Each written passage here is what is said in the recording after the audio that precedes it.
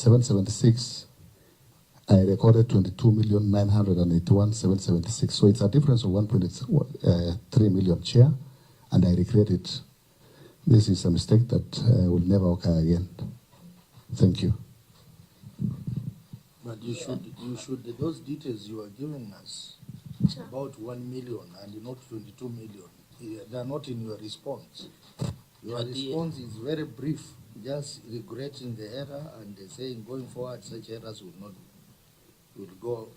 not go uncorrected. They are in the amendment copies, Chair. They are in the amendment copies. Chair, maybe on indulgence, the fund manager is talking as if 1.3 is little money. I think it's a very serious money.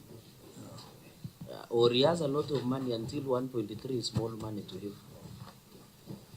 So can he apologize for telling Kenyans that 1.3 is small money? It's a lot of money that can construct almost 2 ECD classrooms. Yeah. Proceed. Chair, I apologize. It is not 1.3. It's not a loss, Mr. Chairman. The only problem is that it was a human error that I recorded. But it doesn't really affect the cash and cash equivalent. But, you know, Chair, you cannot say it's human error. You remember when Uhuru committed error when he was the Minister of Finance? It was a serious error. So it's not about being human error. If it is human error, then you should have resigned.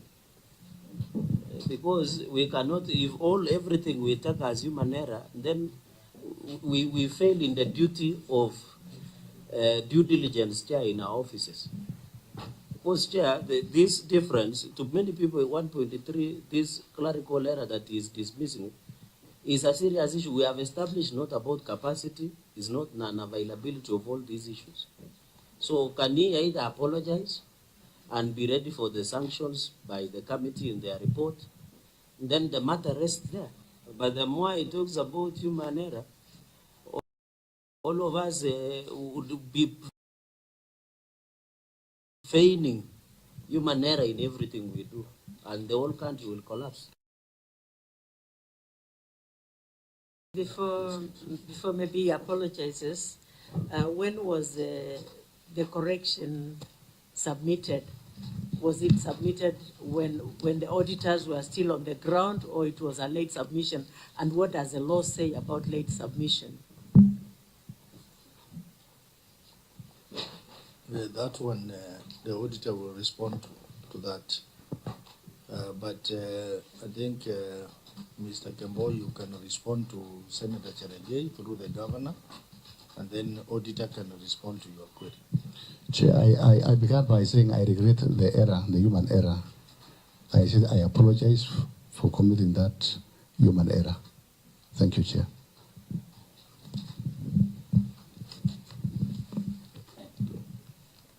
Auditor?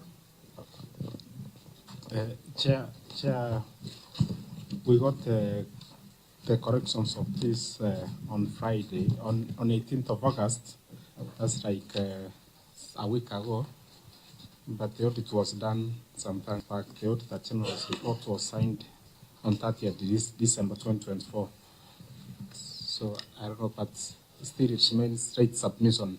Chair, can the legal read again about late submission, what the law says? Legal?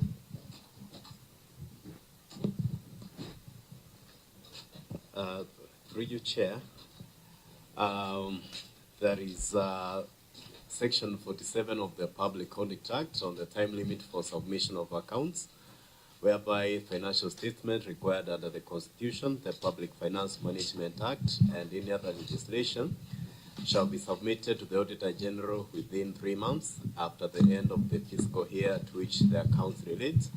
And then the financial statement shall be in the form and content as prescribed by the Public Sector Accounting Standards Board.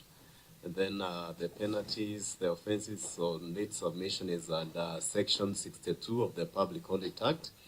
And subsection 1, it reads that a person shall not, and then paragraphs B and C, without justification, fail to provide information required under this Act, and without justification, fail to provide information within reasonable time that is required under this Act. And subsection 2 who contravenes subsection 1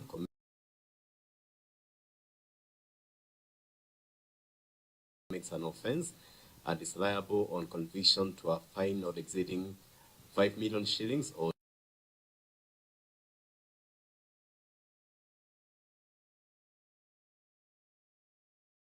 have had, and that is one of the issues that Senator Cheregei had pointed out, that in our recommendation, we can sanction you, and not just for your membership of ISPAC, but also we can invoke Section 62 of the Public Audit Act.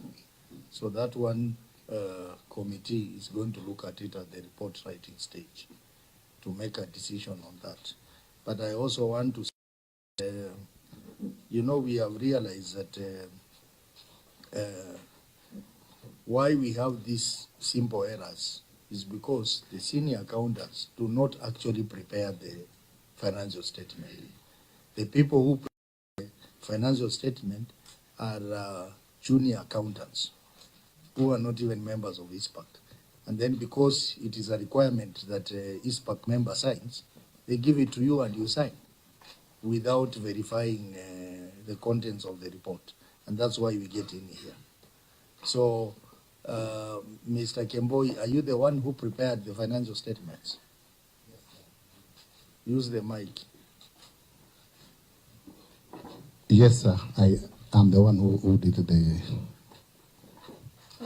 You need to tell us the truth, because the truth will set you free. It is me, sir. Because if such a matter is reported to ISPAC, with your high qualification and training, you will be asked the same question and you will not be able to defend yourself well. So you are on record that you are the one who prepared the financial statement. I participated, sir. Members, Can I ask a question, CPA, through the chair? And I think in future, chair, in this committee, with tremendous respect, when you have a senior officer of the county, they should take an oath. Because when you will be writing to the ISPAC, you can attach the answer and they have taken an oath so that they don't lie. It's a fact that most of these are prepared by junior accountants. So CPA Julius Kemboi, how long have you been serving in Nandi County and how long have you been practicing? I was there before, even before the devolution. I was at the municipality and then transferred to the whole government. So how long have you been an accountant? Professional? For almost around 20 years, but now being fully registered with the ISPAC is around 5 years, around 5 years. So your initial training was not accounts through the chair? It was accounts. So 5 years ago, but you are still committing errors. Chair, I think as I yield the ground, we can rest that there and leave to the wisdom of the committee to consider what the witnesses are submitted on record. Thank you. okay, so I think the committee will make a decision on that matter, maybe at the report writing stage. We want to encourage the accountants to do their work very professionally and not what we are seeing, where we have a lot of errors in financial statements. Sometimes we may have the devil hiding in the errors. Yeah, so that's why we should discourage that issue of accounting errors and misstatements and inaccuracies. So I hope, Governor, you will help us by, as your CC has said, to strengthen your accounting team so that moving forward, we do not have this kind of errors appearing. But that does not mean that we are not going to make a decision on that matter.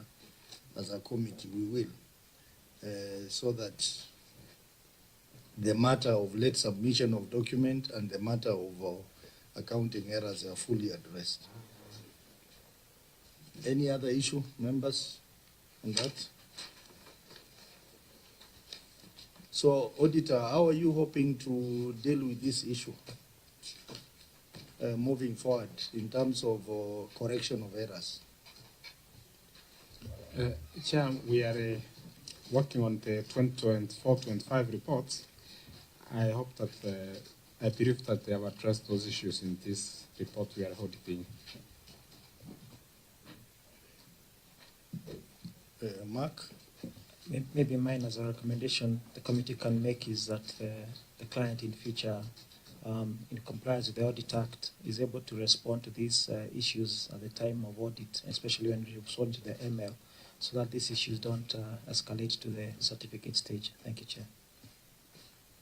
Okay, I think we are also going to keenly watch the financial report for 2024-2025. And by the way, you have only how many days? By 31st. The financial statements for 2024-2025 should have been submitted to OH. With the changes. Have you received? Chair, we have received these financial statements, and the team is on the ground auditing. Okay, so we will, I think the clerk, you need to note the linkage of 2023-2024 to 2024-2025. Query number 2, recognition of cash expenses in accrual-based reporting framework. Again, this is similar accounting issue, but anyway, Auditor, proceed and read the query. Thank you, Chair. The fund reports transactions in financial statements in accrual-based reporting framework. However, review of transactions revealed that expenses were recognized on cash basis. During the year under review, the fund presented these financial statements on an accrual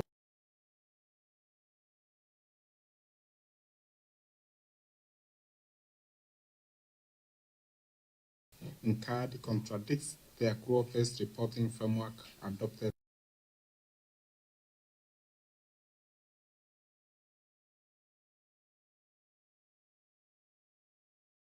Expenditure by the fund had been paid. There were therefore no accrued expenses that required disclosure statements. The principles of accrual accounting have been applied to the extent applicable in the rest of the disclosures in these financial statements. Thank you, sir. The response? Of course, Chair, that's a valid response for the lack of accrued expenses at the year end. This explanation at least addresses the audit query, as an entity with no outstanding payables at the reporting dates could not have accruals to report. Therefore, Chair, in our consideration, at least it was addressed.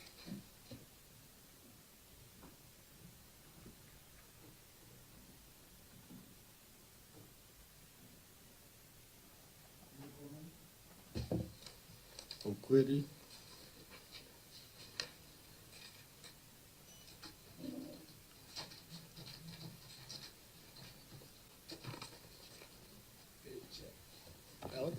Is this the last query we are discussing? Is there another query? On This this, is the last one, on this yes, particular one. And then there will be another issue, which is not a query, but That's the a one. legal issue. That's the one I wanted to raise. So maybe Okay, proceed. I proceed. Thank you, Chair. At least I can revisit the earlier one by just maybe advising the accountant that these are errors. When you are in good standing and you're active, you should not embarrass the governor because of small issues. And you have time with the auditors to resolve those particular issues so that it doesn't reach our level. Secondly, Chair, I wanted to find out from the governor, because this particular fund it is under their own law. And there is a law that we passed last year, the FIF, that says that each of the hospitals should have its own fund. And the chair was during the preliminaries, we were saying, supposing you have 20 or 30 or so level 4 and level 5 hospitals, how practical is it to have that number of funds instead of consolidating? You know, now that we have seen Nandi have one, maybe we wanted to find out from the governor, how do you see what you're running currently, where you have one fund under all your hospitals, and what has been passed as a national law? So is there a conversation that you've started as a Council of Governors on the same? Yeah, as maybe governors, you prepare to answer that question. You know, now auditors are now processing audit report for each individual hospital as an entity, as an accounting entity. So maybe you can explain to us how you intend to proceed with this FIF, bearing that in mind, because the idea about auditing each hospital as an independent entity is that all the revenues will be recognized in that hospital as such. So now, how are you going to run this FIF, county FIF, with the new arrangement of the law, and also what the auditor is doing by auditing each individual hospital?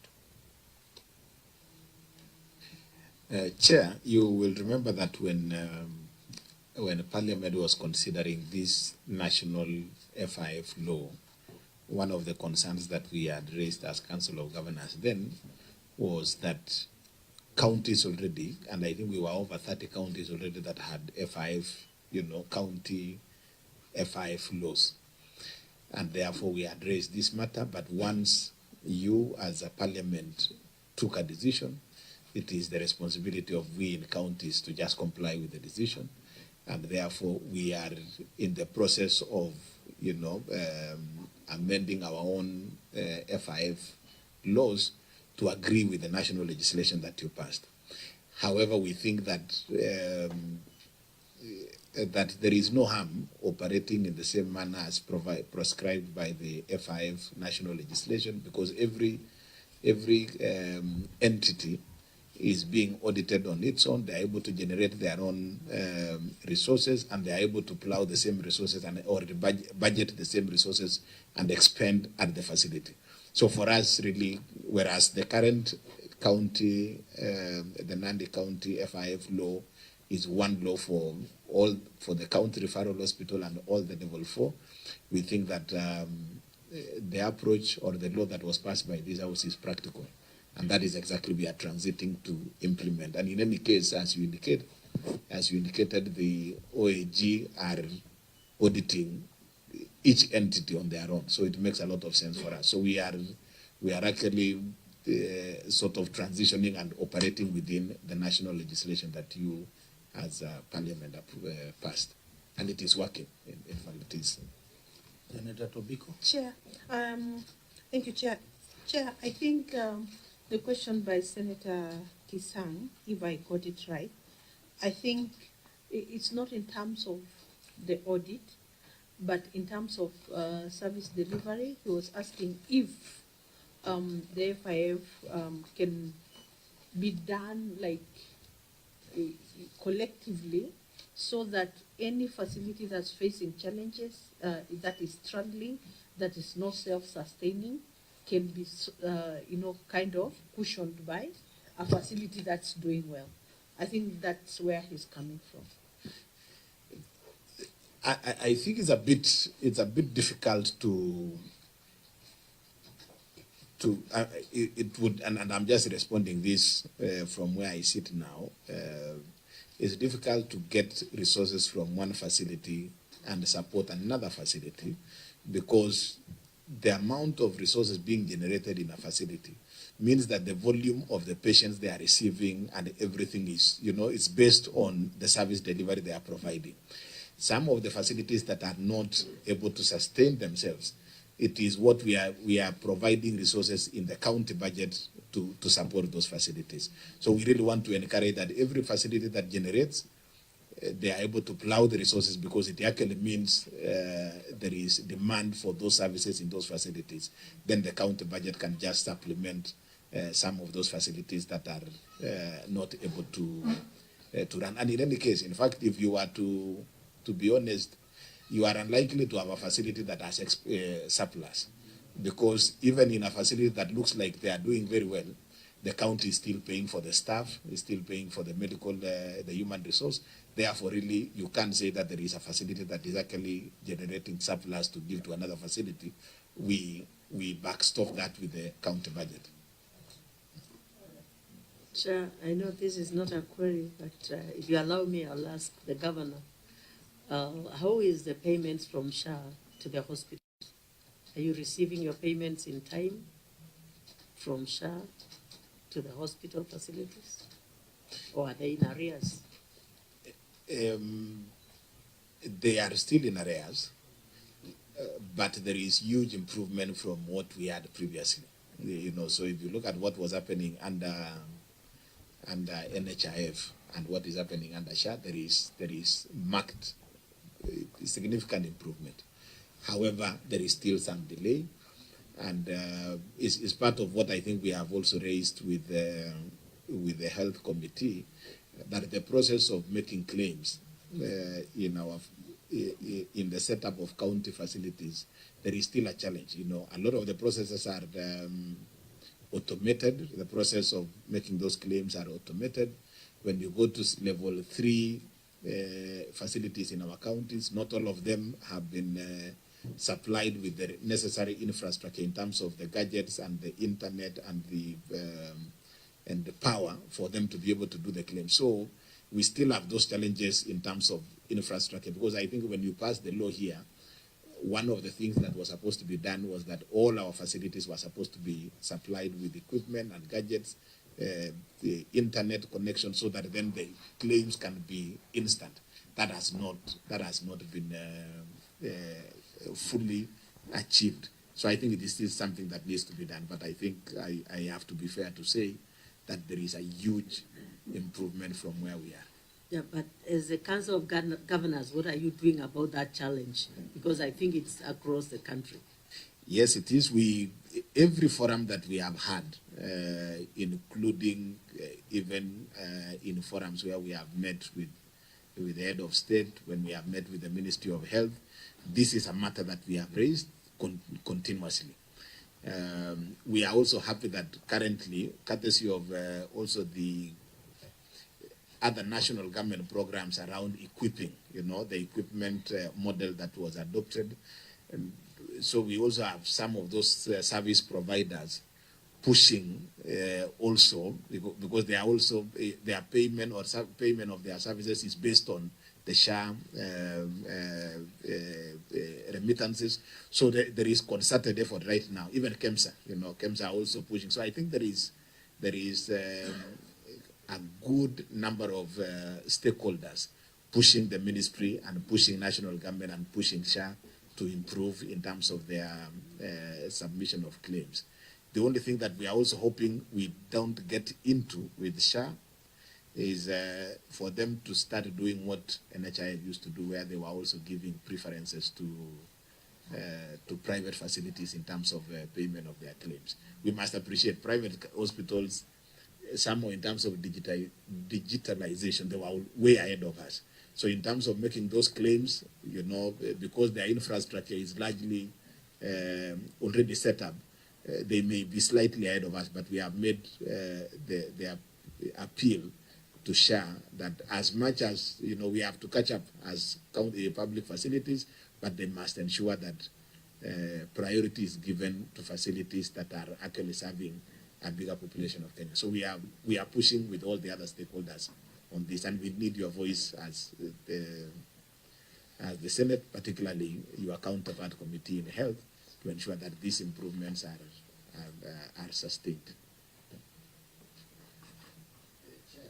Maybe what I picked from the governor, I think it is maybe one of us or the health committee, we need to actually invite the CS Health to give us a status of the implementation of what they promised, that 104 billion, where you're supposed to equip the hospitals, give them devices, give them internet.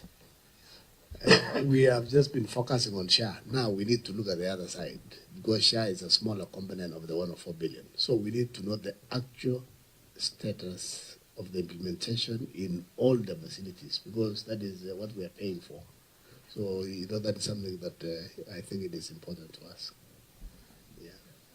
Because through you, Chair, the reason why I asked that question, Governor, is because many of the patients are suffering in hospitals. I had an issue in Machakos County where a patient was supposed to be transferred, and the hospital, a private hospital, could not release the patient because SHA could not authorize payment for 3 days. And the patient was in a critical condition. So you Council of Governors must do something about it, and if you have any challenges, then throw the ball back to us so that we can push it. Thank you. Okay, Chair, now that, I mean, just a follow-up as I throw the, like Senator Machakos has said, as I throw that ball to the Senate, beyond, I think the 4 legislations that you passed, it might be time now for you to evaluate the level of implementation of each of the 4 pieces of legislation. Because one of the other things is that even as we push national government to help us with digitalization, it would be unfair to have an hospital with a gadget, internet, and facilities to claim SHA, yet the same facility has not been equipped with equipment that are supposed to help you provide service. So, and yet in that program, we had agreed that there is a program to support level 2 and level 3 with equipping. And a program that was, that was captured, I think it was a program that was launched by national government. So I think there is need to, even as you help, because I think it would be embarrassing to go to a facility and you have, it's digitalized, you can, the tablets are there and the process looks smooth. But then when you get to the laboratory, you do not have the lab equipment to help, the patients do the test and the likes. So we must ensure that the 4 pieces of legislation that you approved in this House, that we ensure that they are all implemented so that the entire ecosystem in terms of health service delivery is achieved. So that would be helpful that this House also follows, since you actually approve those legislations. Any other comment on that? I think if there is no any more comments, honorable members, we will proceed to the report on bursary. Chair? Yeah. Yes. It's another matter on budget performance. But in our pre-meeting, we skipped that. But I would want to ask a few questions because it's very critical and it's part of the documents. Okay, that has been provided. A moment. I allow the auditor. He had a matter related to what we were discussing. Yes, Chair. Thank you, Chair. Mine was in relation to the FIF Act of 2023, which commencement date was November 2023. And implementation of that act might require the winding up of this fund because each facility will have its funds. So maybe, Chair, they can comment on that because if they still operators there, it will be an audit query in 24-25. Thank you, Chair. Chair, on budget performance, and I can see from the, I'm following your report that that was submitted before this committee on this issue.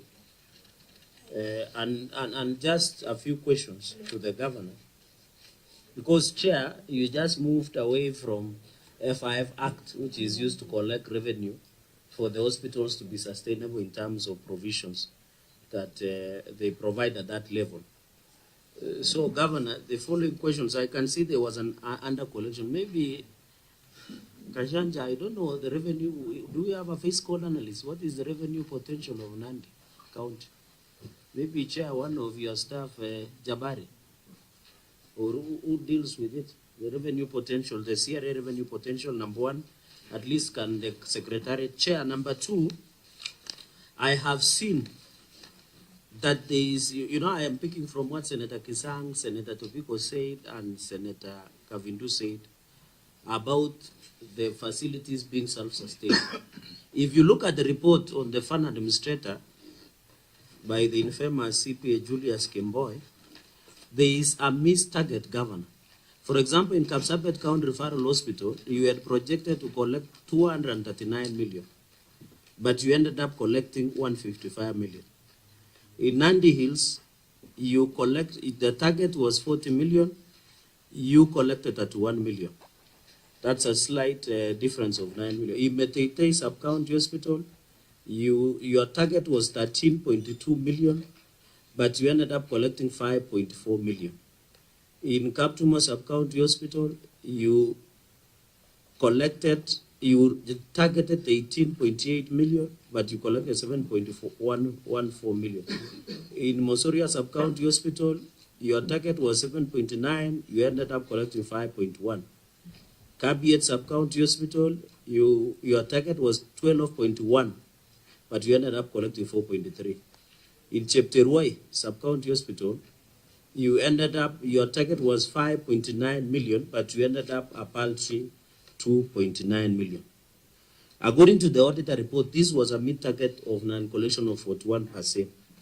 I have seen the results that has been advanced by you, because by the fact that you are the one submitting this report, you allude to two results. And that is where my questions will come from. That they were health workers' strike, and hence there was no revenue. So you need to justify before this committee how many times did the nurses, and I remember when there was supposed to be industrial action, you are on record on several occasions that you have averted by negotiating with the unions. Then why does it become a reason? Number two, you say there was delay in supply and delivery of medical commodities, especially drugs, to hospitals. But on record, you have always insisted that there is enough drugs in a hospital. So why are you advancing a contradicting statements, yet you are doing under collection? And now you yourself, you have said on record, if the facility does not collect as per the FIF Act, it might not end up to be sustainable. That is my question one. Question number two, in Chepterway, and let me pick Kapsabet and Chepterway, Kapsabet, the newborn mother unit is yet to be complete up to now. So what is the implication of collection of this target that you are projecting? And number two, in Chepterway, the project that you are doing is not yet complete or installed. Does it affect the projection of your revenue? That will be my question number two, Chair.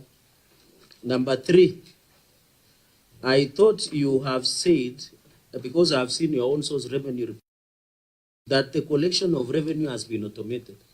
Is it true that in facilities that I have mentioned from Kapsabet, Nandi, Metete, Kaptumo, Mosoriat, Kabiet, Chepterwai, do they have an automated system of collection of revenue? That will be my number three. And I hope, Governor, you are noting so that it is easy for you to answer. Let me finish with this, Chair.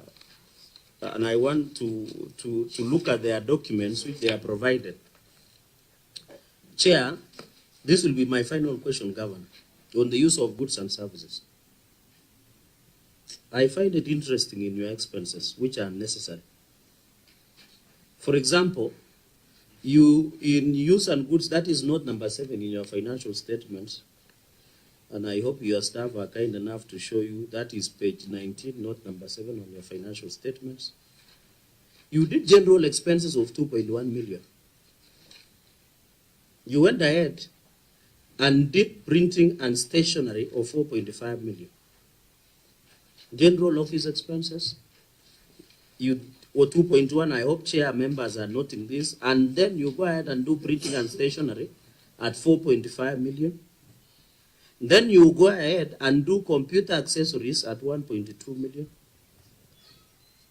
So when you talk about general office expenses, what do you mean? Because for me, and then interesting expenses, Governor, that you have done, you have catering of 3.4 million.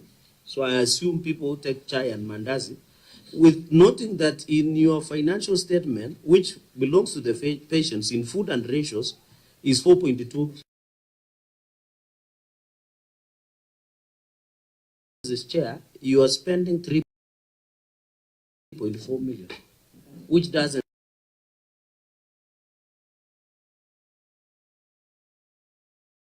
Another expenses which I find it unfortunate is the health celebrations. I don't know whether you are.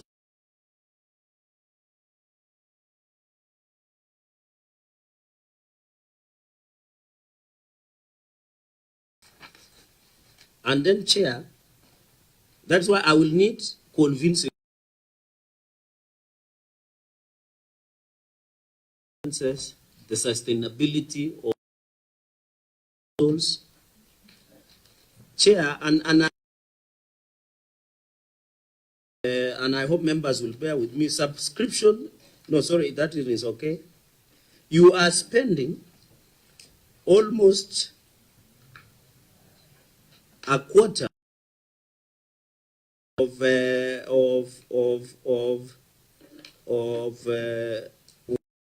800,000.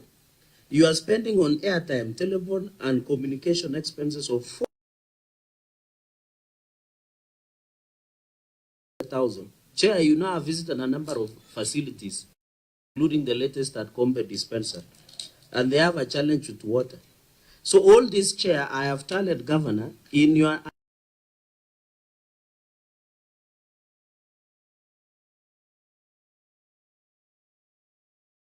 is understandable. The issue of fuel and oil.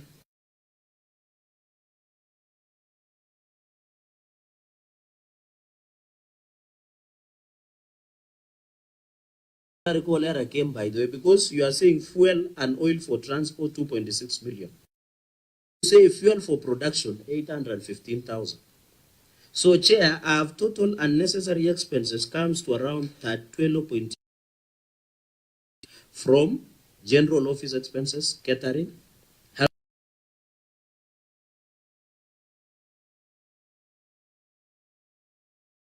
And I have found an interesting thing, chair. Outsource consultancy services. 176,000. Who are these people? Mean you have professional? Does it mean Nandi County and your chief officer of health is here? Does it mean Nandi County lacks? That's why you are outsourcing consultancy services, where you are paying in one financial year to have 700 or pharmaceutical supplies of 26 million. Look in unnecessary. That is why the governor has argued that there is delay in there is not an availability of drugs because he's spending it on unnecessary expenses. So my question, Governor, what is the justifiable reasoning or spending these 12 million in health celebrations, in general office expenses, in printing and stationery, in computer accessories, in airtime, in professional consultancy? And MAQ, I will assist by guiding you that when you talk about catering, there is already a provision of food and ratio, which I assume this is one is being supplied to the patients of 4.6. Even if you are to say doctors and nurses are consuming 3.4, they are almost consuming the same as the patients, yet the patients are much more. So that will be my third and final question, Chair. I yield the ground. There are so many questions. I don't know whether, Governor, you are writing down all of them. But I requested, Chair, if you had, I requested him to write it down. Chair, I think, and maybe we just need guidance, analyzing the details of a budget was not an audit query. If we needed those details and the Senator wants those details and the committee Chair, on point needs, of order, on Article 229.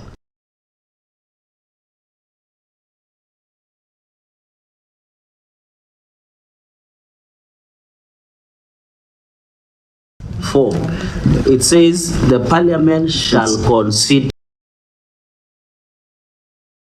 Kindly allow me to talk. You have had your bite.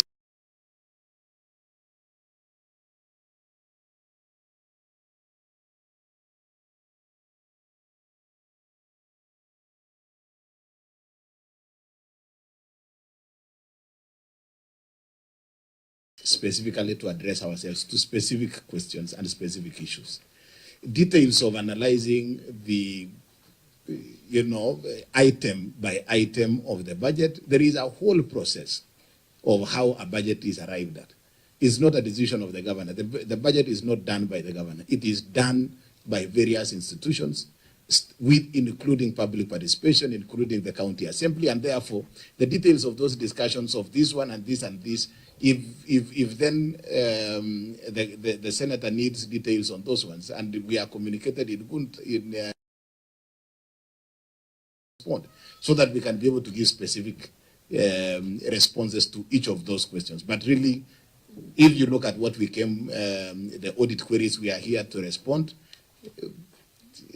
If we allow that kind of questioning, then, I might then require to have a whole team, but also in what the senator has raised, valid as they are, with us in writing, we can be able to respond to all those issues.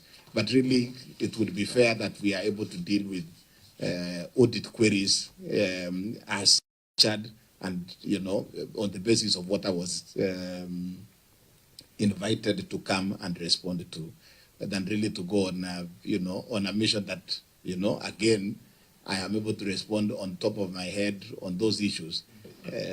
Yet, we have a whole team and a whole process and a procedure how budgets are done. I may even find when a budget is done, even if you have concerns as a governor that maybe this should have been. That is why it is, we provide a budget that goes to the assembly, it goes through based on the input of the public and the budget finally is approved. It may not be exactly what the governor had provided for. So really, let's just be fair so that it doesn't look like this budget is drawn exclusively by the governor.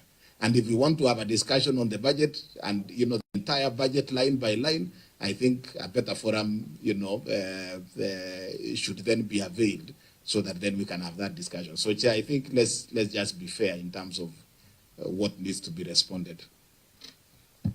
I think what Senator Cherargei was doing was that the query on budget and performance, it showed there were variances between what was budgeted and what was actually spent. So what he was trying to analyze is actually the financial statements that and linking it to that query. That maybe the expenditure was varied from the budget because of the transactions that are listed here. So I think he was struggling to try and link that to the budget performance. But anyway, let me give him a chance to respond. Chair, and then I think you have captured partly what I asked. I was just looking at the budget performance and control. And even I asked a basic question to the governor. Do we need hiring of consultancy services? You should have said we don't have a gynecologist, for example, or oncologist, and say that's the reason we pay. It is a simple question. So, Governor, Chair, what can happen if the governor would want to respond on budget priority that are on his own financial statements, then the committee can write a letter to him. But my other questions the governor has avoided is even a simple question, revenue collection from Kapsabet all the way to Kaiboy hospitals, are they automated? Governor, do we need a meeting? I thought it's a yes or no, and which company is doing the collection? I thought that was a very fair question.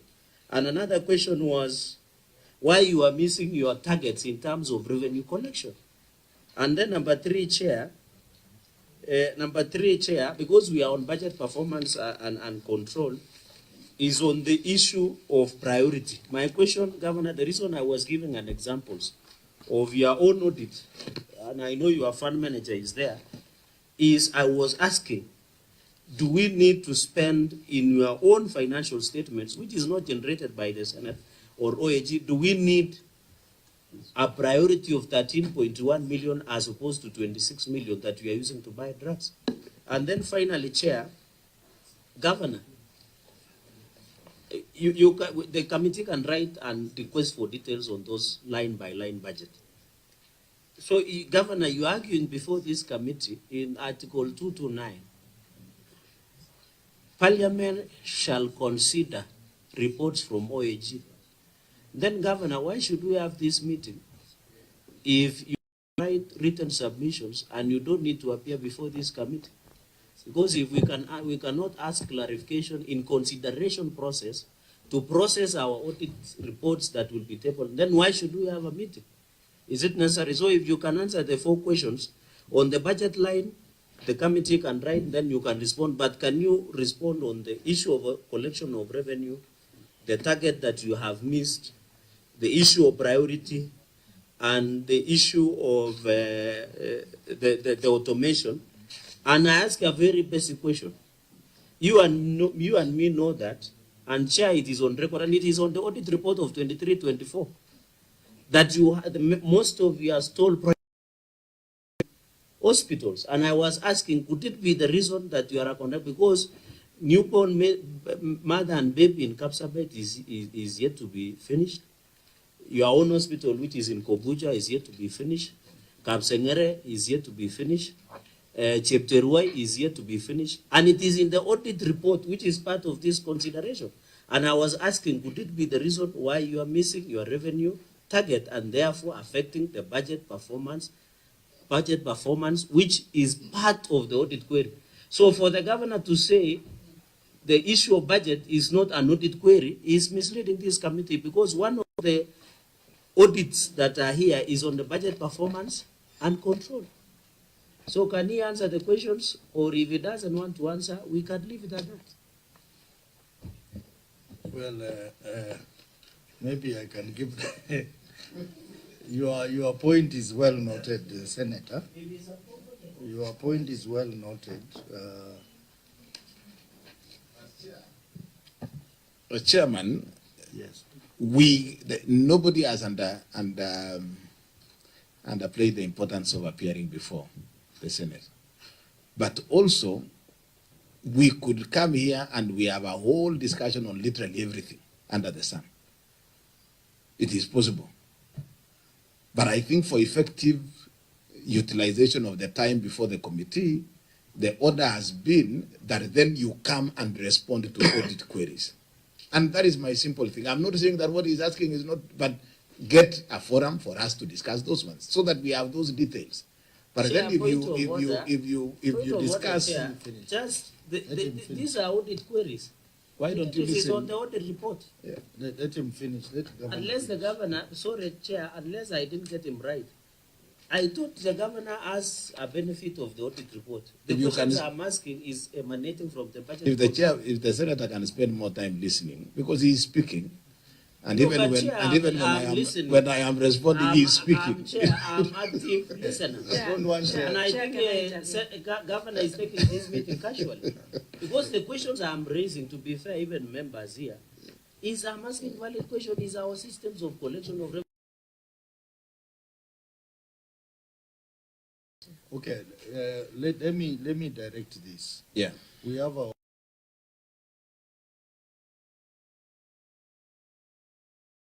the issue here is the query on budget control and performance, and the senator is trying to relate this to the financial statement. So we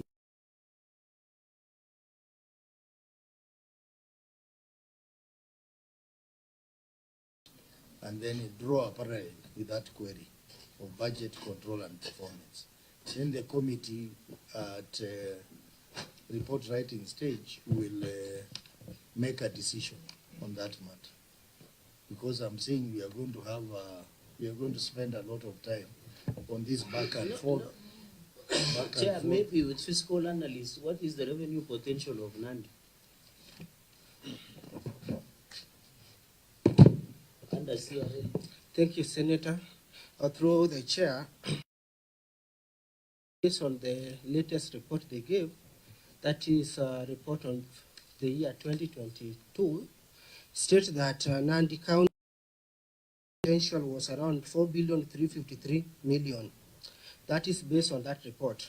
However, as a county specific, based on their target for the year under review, the target was 558,329,869, and they collected 307 million, which is appropriation is around 55%, based on what their target and what they actually collected. Thank you, Chair. That is the reason, Chair. That's why I was asking, because even when you look at the overall on source revenue, they are still missing the target, just the potential. And maybe, Chair, so that we close that question. So does it mean Governor will not answer my questions? So that I leave it, I know how to pursue. No, I think what the governor is implying, Yes. He had prepared to respond but to. Chair, let me ask you a simple. I have just asked, is our systems automated? Does it need to prepare? It is something basic. Basic. Yes or no? It's a yes or no. And then you consultant services, I have asked, do we have oncologists, for example? He can say, no, that is the reason we hire. Chair. So it's simple. Okay, let us allow him. Chair, we can write a whole letter, and then he can come and answer another day, if that will assist him to answer. No. Let us allow the governor to take quality time to give an explanation, and then we move. Because So, Chair, I will respond to the issues that touch on our appearance here. On the question of automation, yes, all our revenue collection collection processes are automated. 2, consultancy services, we provide radiology services in Kapsabet. We do not have, radiologists and certain other consultants that we have to pay consultancy services for them to provide those services. So we have those categories of specialists that we do not have, that we have to outsource their services. In terms of the projects, the various projects that are ongoing within the county, FIF is not financing, the various infrastructure projects that are ongoing. They are being supported or they are being funded by the county budget. FIF largely targets the resources that are being raised within the hospital from the services that we offer, and the same money goes to the services and goes to supporting the continuity of those services. So there are no infrastructure projects like the ones that you have mentioned that are being funded by this. Chair, in terms of prioritization and budget, rationale, I think that is a discussion that we are happy to engage if the details are given in terms of what the senator wants to know, and we can be able to respond to those ones. I think, Chair, the governor did not get me very well with a lot of indulgence from the Chair. I didn't mean that I'm aware FIF does not fund infrastructure. I was saying this matters has been raised, and I was trying to tie up that could it be the reason we are missing revenue target by 41% in collection of revenue within the health facilities. I didn't mean that you are using FIF to fund, because we know the law. So does it affect the performance of collection of revenue within the health facilities within Nandi? No, it does just not. My simple question. It does not. Yeah, I think we need to make progress. As I directed, your issue that you have pointed out, we will allow the fiscal analyst to analyze it further and give us a report as a committee. Senator. I think I hear the frustrations of Senator Cherengai, but I think you should just direct that even if the governor was not ready today, he can respond back with a letter, can write back with the answers. Thank you. We will wait for the fiscal analyst to give us a report, and then based on that report, then we can write to the governor. Senator Chimera, put yourself on record. Thank you. Thank you, Chair. Good afternoon, members. Good afternoon, Governor and your team. My name is Senator Chimera, Senator from Kwale County, member of this committee.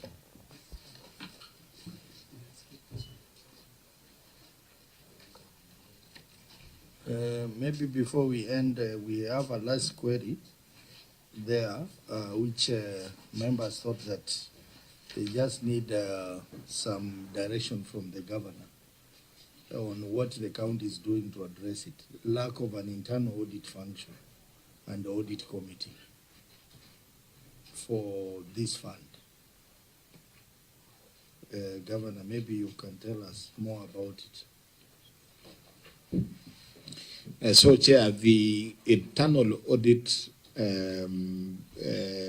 function was affected by a staff audit process that was ongoing in Nandi County, and we are saying that that internal audit unit would be serving the county, but also all the funds under being run by the county government.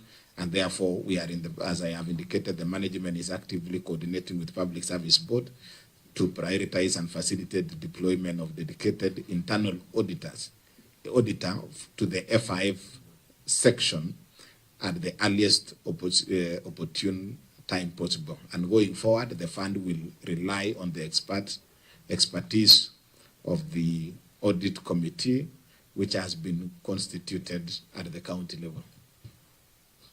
Okay, Mark, I would like to hear from you. Your comment on that issue. Yes, Chair.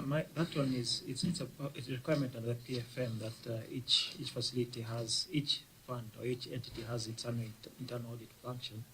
But maybe, Chair, maybe the question then I would want to ask is, if going forward, the implementation of FIF Act 2023 may require the dissolution of this fund, maybe the governor may need to have internal audit function in each hospital, because then it will be an audit query in 24-25 if there's no internal audit in each of the facilities.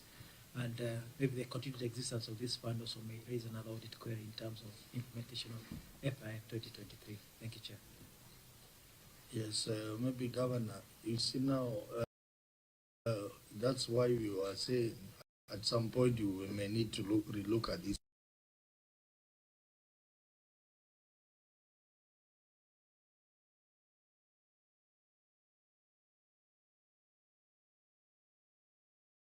Very expensive, but because the law insists it will continue being an audit query.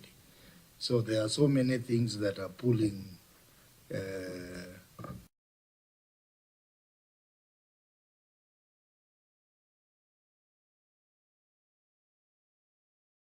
FIF and maybe just comply with the national FIF.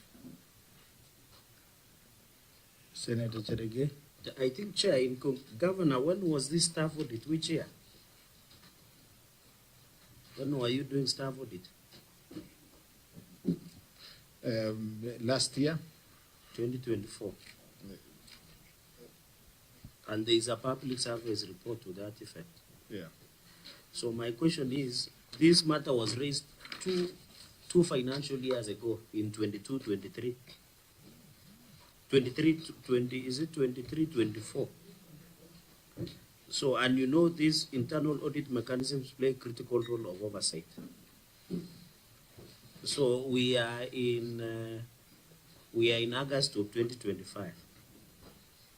Are there any minutes that OAG has seen with your intention of establishing an internal audit committee?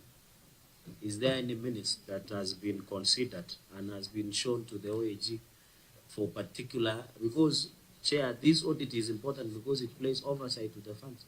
That if it does this work, these matters cannot be raised or escalated to even OAG or even, and you know, this oversight should have even assisted CPA fund manager by looking at some of the lapses. So, Governor, before you did staff audit, is there a means to show the intention of establishing this internal audit committee? No, the internal audit committee is there. What was affected are the staff under the internal audit department function in the county, but the audit committee exists. That there was lack of internal audit function and audit committee in your audit report. Are you aware of this existence of this audit committee? Because there should be minutes of them sitting, doing their job, their allowances being paid. I have seen 1.5 million. I don't know whether it's part of the audit in their financial statements. Through the chair. Proceed. Governor. It was to the OAG first. OAG, please. Because the governor said it exists, but in your report you doubt the functionality and existence. Chair, for this report, we were just pointing out that there is no committee for the FIF, but there is the main committee in the hospital. That's in the county, I mean. There is the audit committee, but for this one, there is none.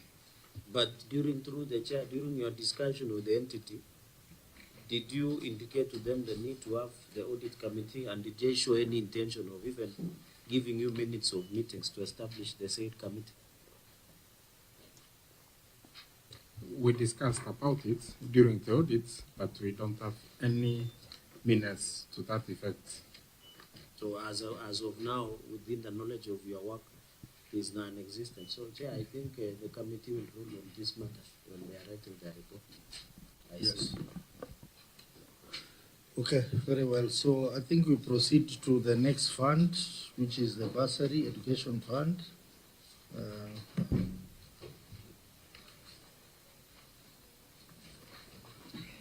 Over to you, Auditor. You take us through the report. Thank you, Mr. Chairman. Report of the Auditor General on Nandi County Education Fund for the year ended 30th June 2024. The first issue, Chair, is presentation and disclosure of the financial statements. The financial statements presented for audit was not page numbered according to the requirements of the Public Sector Accounting Standards Board, whereby the page where the financial statement starts with page 29 instead of page 1. Thank you, Chair.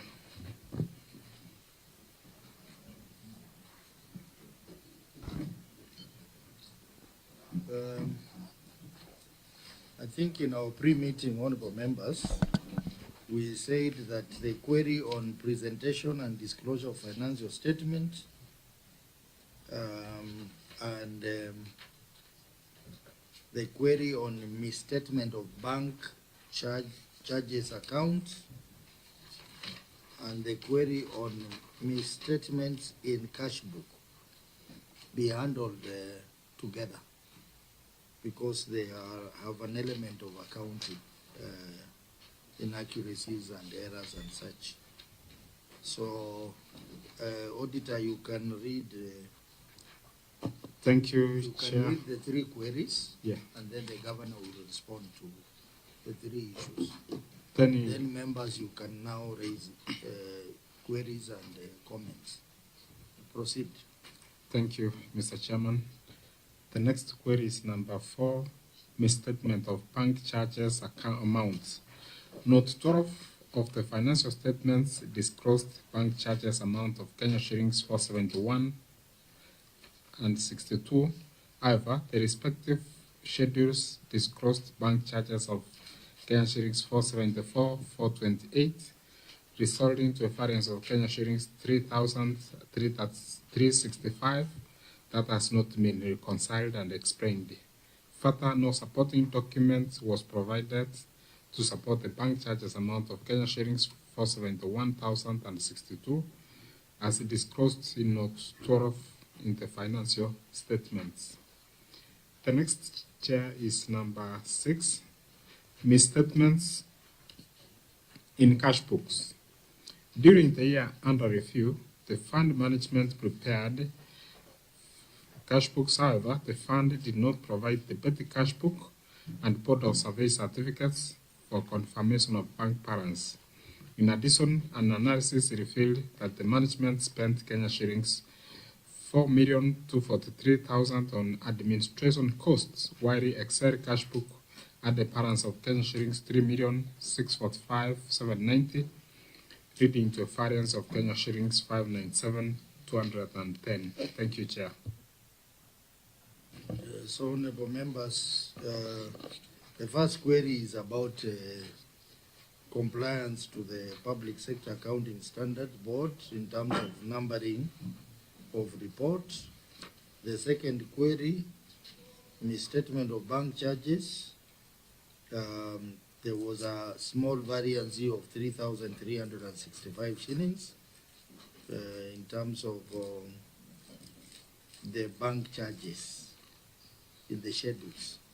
And then the last misstatement of Cashbook, it means there was a misstatement of Cashbook amounting to 597,000. So Governor, maybe you can respond to each of those queries. Chairman, under query 1, the management response is that the error arose during the final compilation and printing of the financial statements.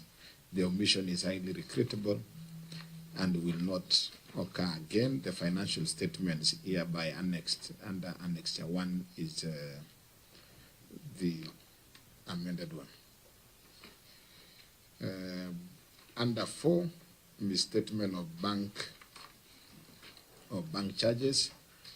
The response, Chair, is that the variance arose from a clerical error during the preparation of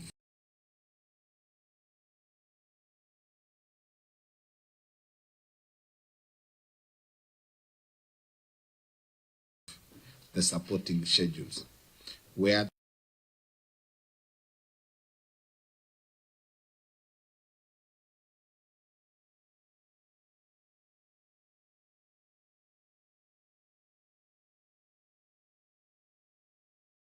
Kenya shillings 471 and 62 as evidenced by the bank.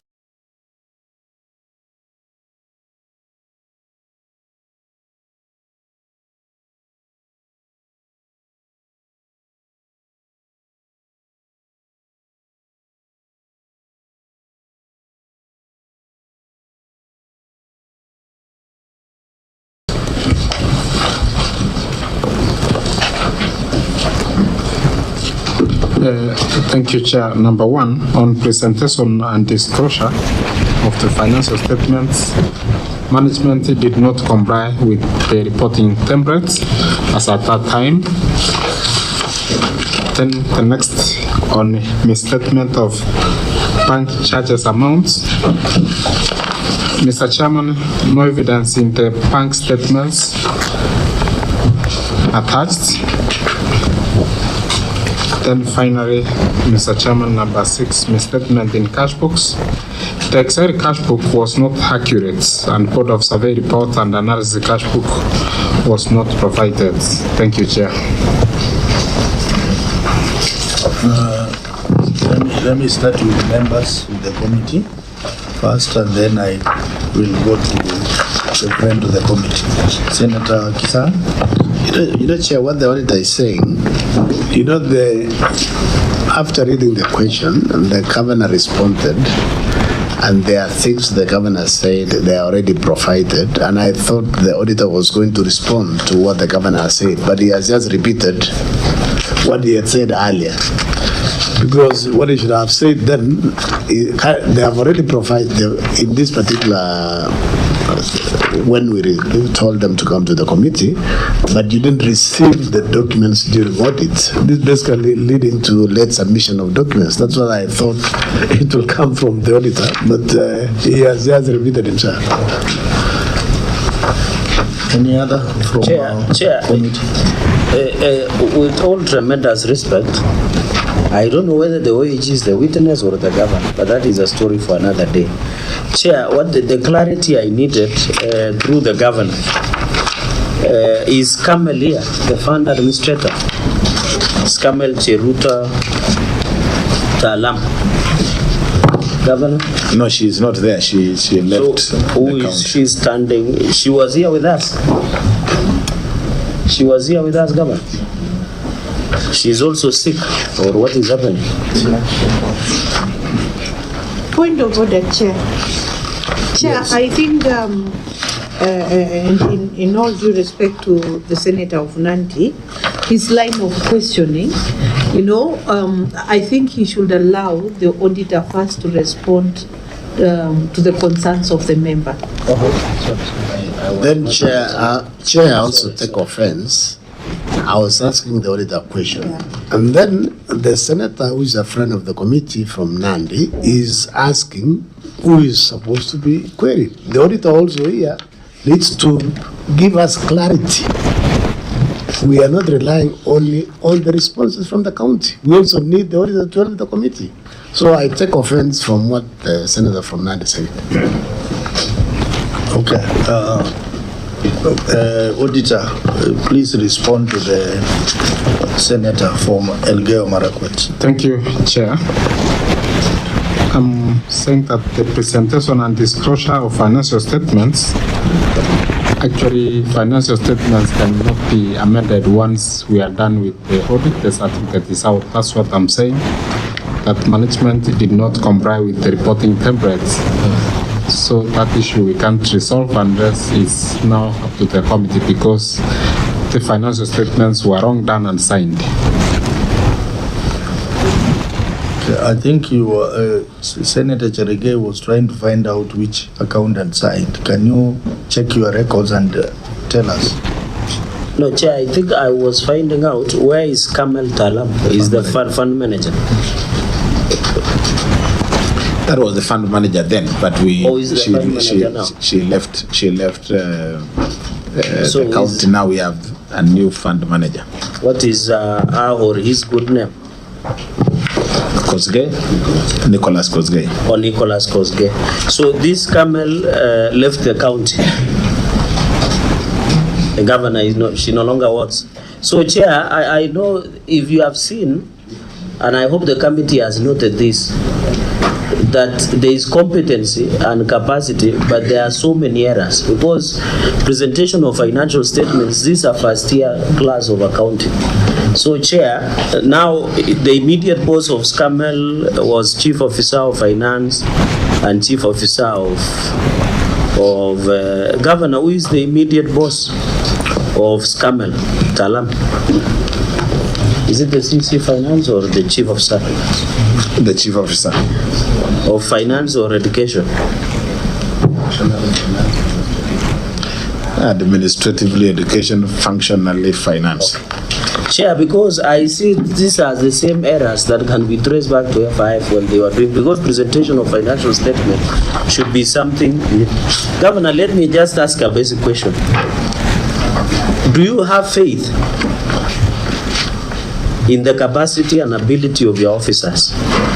Because looking at presentation and disclosure of financial statements, misstatement, and provision of documentation, do you have faith in the ability and capacity of your staff? Because you can see these small things, we should be discussing better things, as you have said. Do you have faith so that we don't waste a lot of time in the staff that work for you?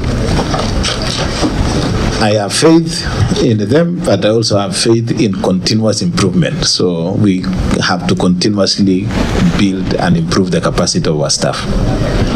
So if I ask you, with errors like the human error our brother talked about, presentation of disclosure, misstatement, are you willing to take administrative action against these officers for omitting basic errors? Yes. Okay. I think the committee can take it from there.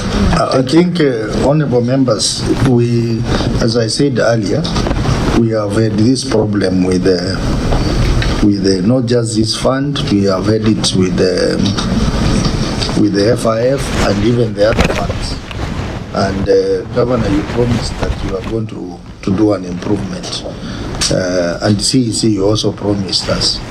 So I think we do not want a repeat of this in the next engagement we are going to have for 2024-2025. Otherwise, the committee is still left with the decision to make as to what they are going to do to the accountants involved.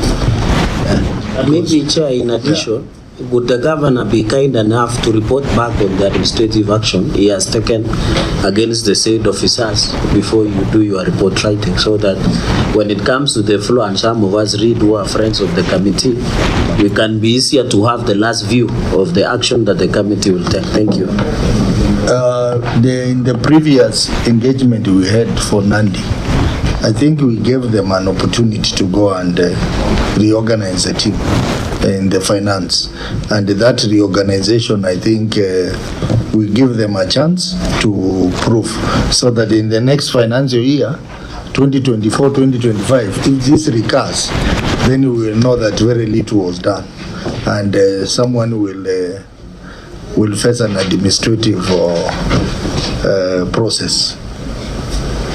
Mark? Yeah, maybe to further improve on management and to deal with the misstatements. The query on misstatement refers to Excel Cashbook, so maybe if they're automated and we're able to use a software, some of these challenges will be addressed. Thank you, Chair. Yeah. The reason I'm asking that is the governor has agreed that he will take administrative action. So as a reporting mechanism, he should be able to write back as per your direction in our previous engagement, where you are directed that administrative action be taken. So what I was requesting and you are ruling is that you direct the governor to report back on the action that you gave the ruling, maybe in the next coming days. I'm not saying immediate today, so that when your report will come to the floor, as the area senator will be able to track on what we had discussed before this committee. Thank you. Well, administrative action, you know, many people think that administrative action is a punishment. It can also be training. It can also be reorganization. So I think in our interim recommendations, we can highlight that so that the governor can maybe in 30 days, you can tell us what administrative action you have taken. You know, Chair, administrative action is not necessarily punishment. No. Chair, yeah? Some of us who did law, we beg to differ with you. Administrative, on a lighter note, this does not mean retraining on capacity building. It is taking the disciplinary action against the same member. And that is why even in our parliamentary powers and privileges, the administrative action that can be taken against the member is to apologize, to be punished, to withdraw, to be fined. So, Chair, the retooling and retraining does not capture, because the interpretation of administrative action in labor codes has been litigated on. But just that is for discussion, the terms of the interpretation of what administrative action is. Oh, okay, let me rephrase it and say this. Let me rephrase it so that we don't appear like we are contradicting what we had said earlier. We said earlier that we will allow the finance department under the governor to reorganize himself through training or through getting the relevant qualified people to handle some of these assignments. And then they come back to us in writing about what they have done. I do not want to go into the aspect of administrative action, because we have said the committee is going to make a decision on the issue of the accountants and section 62. Yeah, so I don't want to preempt what the committee is going to say. I don't want to defy your ruling, but you know you are a very good neighbor. Yeah. Vihiga is neighboring Nandi. When you use the word that they might be unqualified people in office, I get worried. And you know, my people are well learned. In fact, among our subtribe, our community leads in most of the brilliant professionals. So I take an exception when you say, unless the governor confirms otherwise, to say they could be unqualified people in office, and therefore you are giving the chance CEC to get the qualified people. Maybe, Governor, you need to protect our county. You are leaving our county people to imagine that we have unqualified people in office. No. But through you, Chair, the reason why the Chair is talking like that, Senator Chereka, is because there are many errors in the report. In the financial report, there are many errors. So these errors should not be coming. That's why the governor is talking like that. So if so the governor, if they are all that qualified, then where are the errors coming from, Chereka? Yeah. So maybe, thank you, Senator Gavindo, through you, Chair, with the intelligence, can the governor confirm? Because do we have unqualified people in these offices, Governor? No, Chair, that is a very serious statement, because the jury is outside there. because your words are so serious and it goes to answer, No. that you have directed the CCM to go and reorganize and get qualified people. So the reverse of that statement is the unqualified people that are committing these errors. You see, It is as simple as that. as we have seen, you remember in the other report we did, Yes. when we asked who is the accountant who signed, most of them were qualified ISPAC members. Yes. Qualified. But in the previous presentation by CEC, he indicated that they have a shortage. So they will try to see how to manage the few people they have and see how they can be reorganized so that we do not have these issues happening. So we agree with you, Chair, in my own interpretation, that these errors that we have seen in both FIF and Education Bursary Fund are professional misconduct because we have people who are qualified in office. They were just derelicting their duty. And I'm happy the governor has said he will take administrative action. And then the committee will also give direction on that matter. The governor has been on record.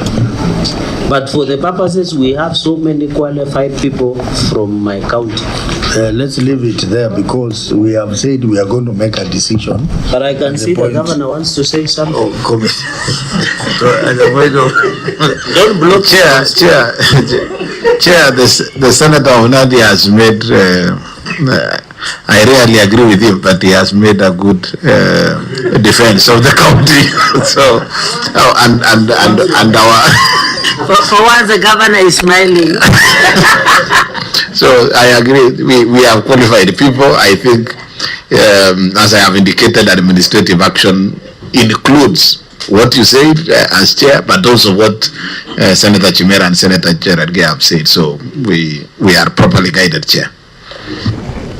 Okay, let's proceed to the next query. Unsupported committee seating allowance, Auditor. Thank you, Chair. Unsupported committee seating allowances.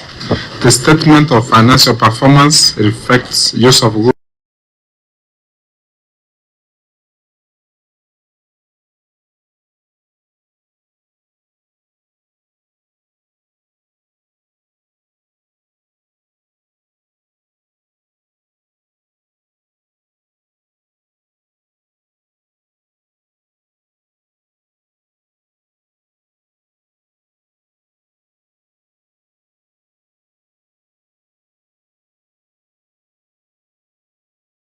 Of the meeting held. Thank you, Chair. Okay, I think that query is related to another query, honorable members, we had pointed out. Failure to deduct income tax from sitting allowance. So, Auditor, you can read that as well. Number 3, and then number 1, under report on lawfulness, failure to deduct income tax from sitting allowance. The statement of financial performance reflects use of goods and services, amount of Kenya shillings 5,153,352, which includes committee expenses of Kenya shillings 4,243,000 as disclosed in Note 12 to the financial statements. However, the payment was made without effecting income tax deductions as required by Section 3, Subsection 2, and Cap 470, which provides that an employer paying emoluments should deduct therefrom the amount and account for tax thereon before the 10th day following the end of the month. The applicable tax at the rate of 30% amounts to Kenya shillings 1,004,687. Hence, the contravention of the tax may attract penalties in accordance with Section 72D and 94 of the Act. Thank you, Chair. Very well. So, honorable members, this query, as we discussed, was an issue of the sitting allowance, which was not supported by any documentation. And then, again, they did not deduct the taxes for those sitting allowance. So, Governor, you can respond to the two queries. Honorable Chair, the file with the necessary supporting documents with regard to query number 3, with the necessary supporting documents have been availed and they are attached in Annex 2. Of course, we admit that that was not provided at the time, at the right time. And also for audit query number 7, the management response has initiated an engagement with the Kenya Revenue Authority to agree on a payment plan on all the tax arrears. Thank you, Chair. Okay, Auditor, your comment on the response? Thank you, Chair. The first one on sitting allowance, we have confirmed, the Chair, that they have the meeting minutes and, of course, the attendance register provided. So it's now for the committee to consider that. And then, Chair, however, of course, with the consensus that it was late submission, it was submitted later. So it's for the committee now to consider that. And then on failure to detect the income tax from sitting allowances, Chair, management, of course, has not complied with the Income Tax Act up to now. Thank you, Chair. Senator Mbugu. Thank you, Chair. Governor, you've said you are going to take action on some of your staff. I think the first person you need to consider is the person who represents you during the exit meetings with the auditors. Because some of these matters which are coming and you are here to answer them, they should not be here. The file has been provided. If it was provided to the auditors, then this query will not be here. So the person who represents you with those meetings is really letting you down, and I don't know who he is. Chair. Senator Chimera. Thank you, Chair. Two issues, Chair. Number one is on the issue of the documentation. Governor, I don't know why it is not possible when these guys are carrying the audit exercise, documents are suddenly not available.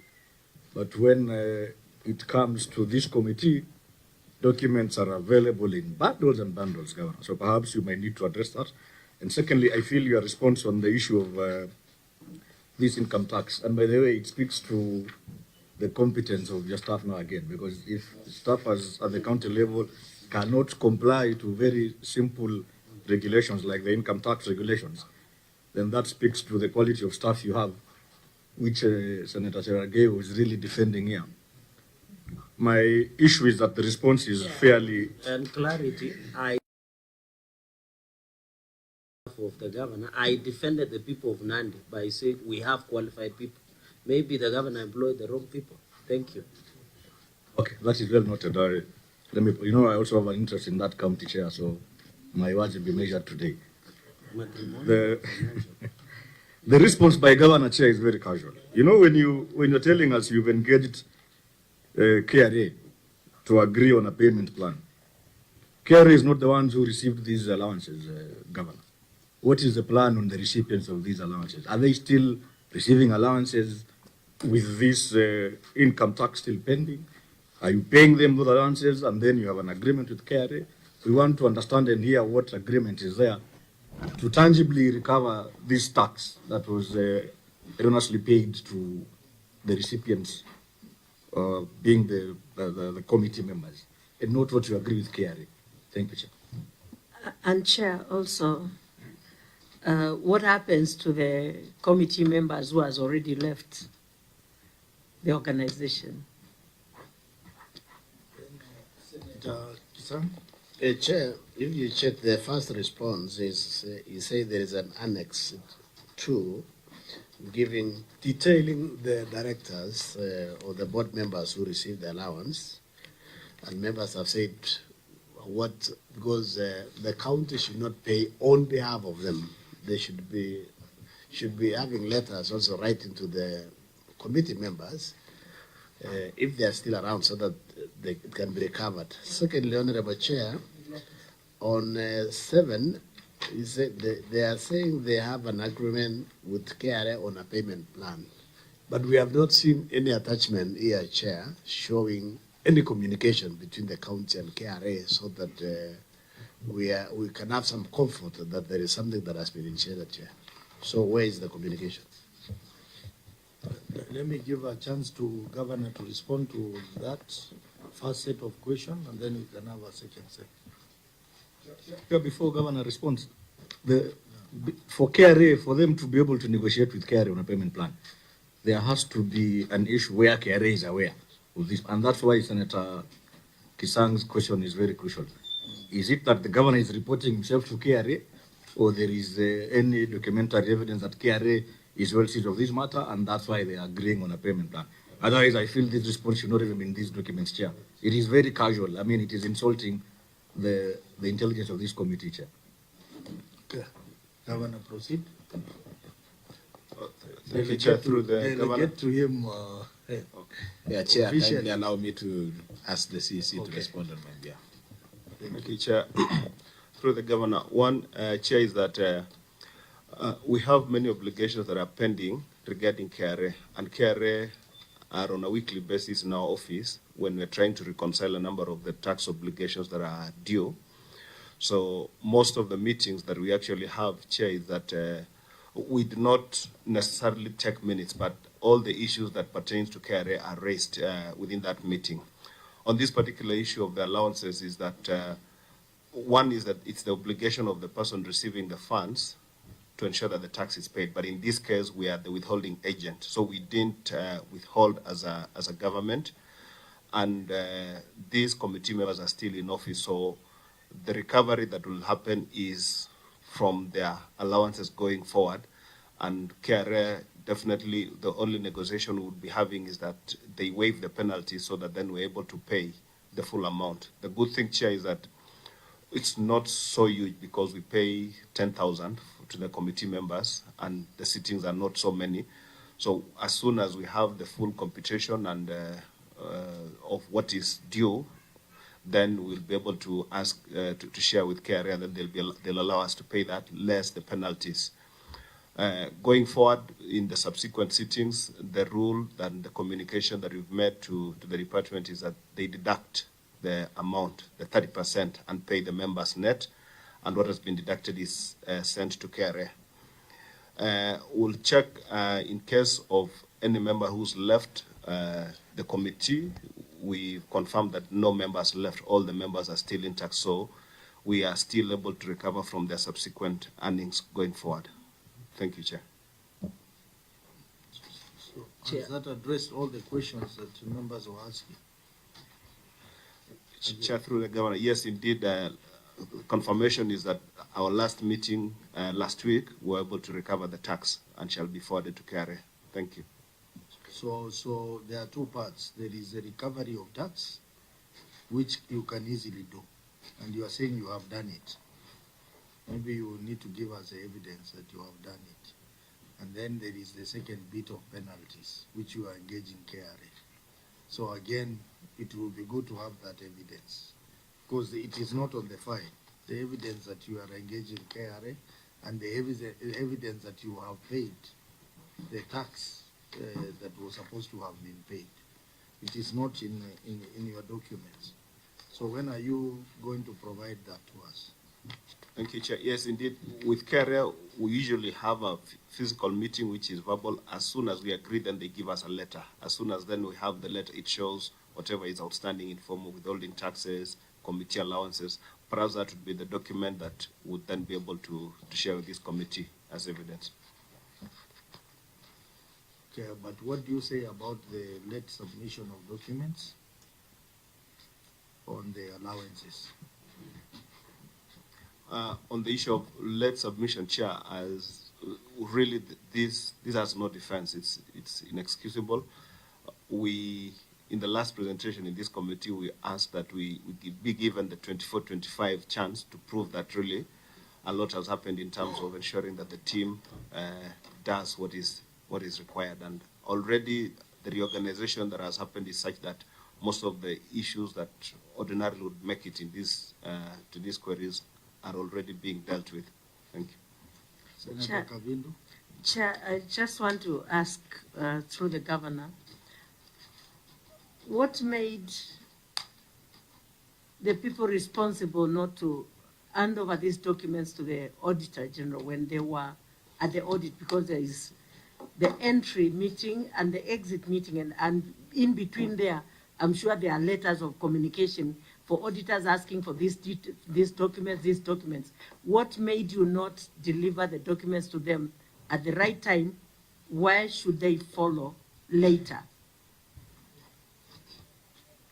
Thank you. Through the chair, through the governor, is that specifically on the issue of the education fund, the issues were a bit specific because whereas we still had the human resource audit, the staff that was affected, or of course the fund accountant was affected. There was also an element of the same staff apparently transitioning out of the county. So we learned with hindsight that perhaps those issues of engaging with a new organization may have affected her effectiveness in sorting this issue. Yeah, but really it's largely the issue of the disruption that we had with the staff audit. Chair. Oh, sorry. Yeah, what do you mean the accountant was affected? Was he sacked or was he transferred to anywhere else? And you know, as you answer these questions, there is no vacuum in government offices.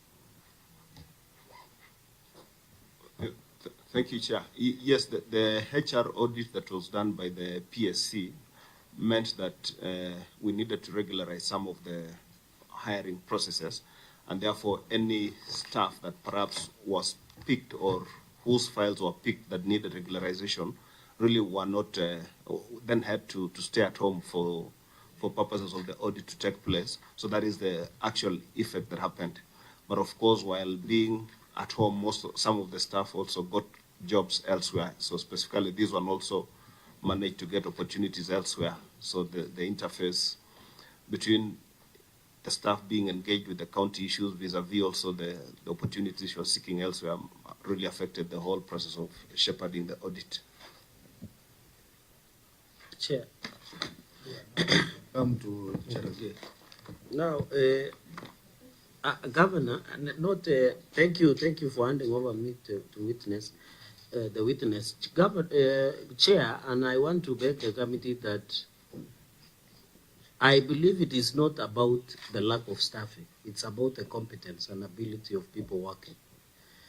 Because if you have noted, these errors are so basic. In this financial year, and this the financial year that the staff was still intact. It is going by the audit that the governor did in 2024. And in that financial year, Chair, the governor spent 3.98 billion on wages, as per the Office of the Auditor General report. In that financial year, and it is even in the audit reports, and our brothers can confirm. So the issue, Chair, and I want to put it to the governor, it is not about lack of staff. It is about incompetence and ability. And it looks like the Nandi County is at an autopilot. Because you can see there is a lot of disconnect. If you ask a governor the question, he will just run to say lack of staff, lack of staff. You know, it doesn't make sense, Chair. Number one. Number two, I have seen this camel, Talam, has been given in the payment voucher that is annexed to that the good governor has given of 600,000. So I don't know, Kinoti and Kashanja, this voucher that has been provided of 600,000, what is the law? Can you give somebody money to go and take money on their behalf, go and pay another one? So you will highlight that. And then, Chair, this voucher that has been provided, it was collected by the chief officer and the fund manager. But in this voucher, there are things that are missing. The law that no one collected, there was no ID number, there was no amount and the date. So we doubt the authenticity of this payment voucher, unless the people who took the money can swear an affidavit to veracity of this document. So this scammer went away with 600,000 from 7 to 8 December 2023. So, and I still believe the minutes, as my brother Senator Chimera, who is our in-law, has indicated that this is undermining the intelligence of the committee. Because if you look at it, all these issues, even there was the people that were paid, this schedule of attendance at Alliance Hotel, it was only a signature. There is no place that indicated that this money was received. You can see only it was education scheme meeting. There was the chair ID number. I thought the proper way is people to sign for attendance and indicate the amount that were paid for. So the veracity of this document, and you know, Chair, the Section 62 of the Public Audit Act is very clear. Section 62. You should just invoke the punishment of lack of documentation. Because, Chair, we don't want cooking to happen so that people can appear before this committee. So this one should have been done. And then I've seen the receipt from Allen's accommodation for 2 days and meals that came to 280,000. Governor, is Allen's among the pre-qualified service providers to the county government of Nandi? And if so, where is the contract that you engage them if it is among the pre-qualified as part of the evidence?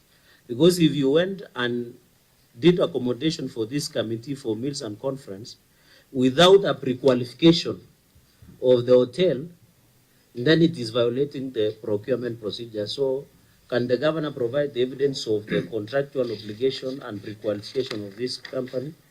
Governor, finally, I can see you are among the attendee on 6th and 8th December 2023, alongside CCM of Education and Finance. In this meeting, I can see all these people have been catered for at Royal City Hotel. Were you among the beneficiaries? Because you are among the attendees of that event. Because as per the law, you should be, was the accommodation and attendance provided for? And finally, Chair, also you can see forger number 427, although it is unwritten, and this one is interesting. It says being payment of facilitating officer, clearing identification of beneficiaries for financial year 2023 as per the officer, which is unnamed, mark you, Chair, received 1,799,000. Then there is only the stamp of the education fund and the fund manager, but there are no details of the person who collected. So, Governor, this is your document after the minutes. If you will be kind enough to note that document. Who was being given this money? Forger number 427. Because we can only see the stamp, but not the details of the officer who picked 1.7 million. So who is this person? Is it still the same Cascamel or a different person? Because in your earlier, Governor, in your earlier one of 600,000, it had been done and indicated the officer who picked the money of 600,000. And in fact, the forger number was 428, which is not unwritten, but on this one, it is unwritten of 427. And you have just saying being made to facilitate the officer. Who is this officer that is collecting 1.7 million, and where is she taking? And where is the schedule that shows that 1.7 million was given? Those will be my three questions. Chair, before the governor answers, I don't know, Kinoti and Mark, whether under the PMF Act, can somebody pick money on behalf of the people? I thought we had made a decision on the matter. Can I go today and pick the sitting allowances of this committee as a chair of this committee, which I am not, and then I come and give out? Does the law allow? Maybe you can go on record so that the people are aware. Chair, I think that's very serious. Imagine the chair going to pick committee sitting allowances on behalf of PIC. For chair, we can allow, not you. But usually, Chair, we trust. No, sitting allowances, you know, Chimera is excited for things I don't know. I'm saying for sitting allowances.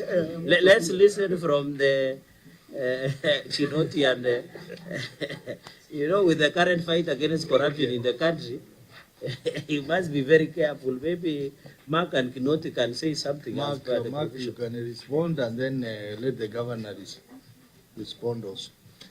So, Chair, ideally what should happen when issuing of Imprest, each person should be able to collect their money, because the Imprest is issued to an individual. So when you surrender as an individual. That is as per the PFM, Chair, regulations. Thank you, Chair.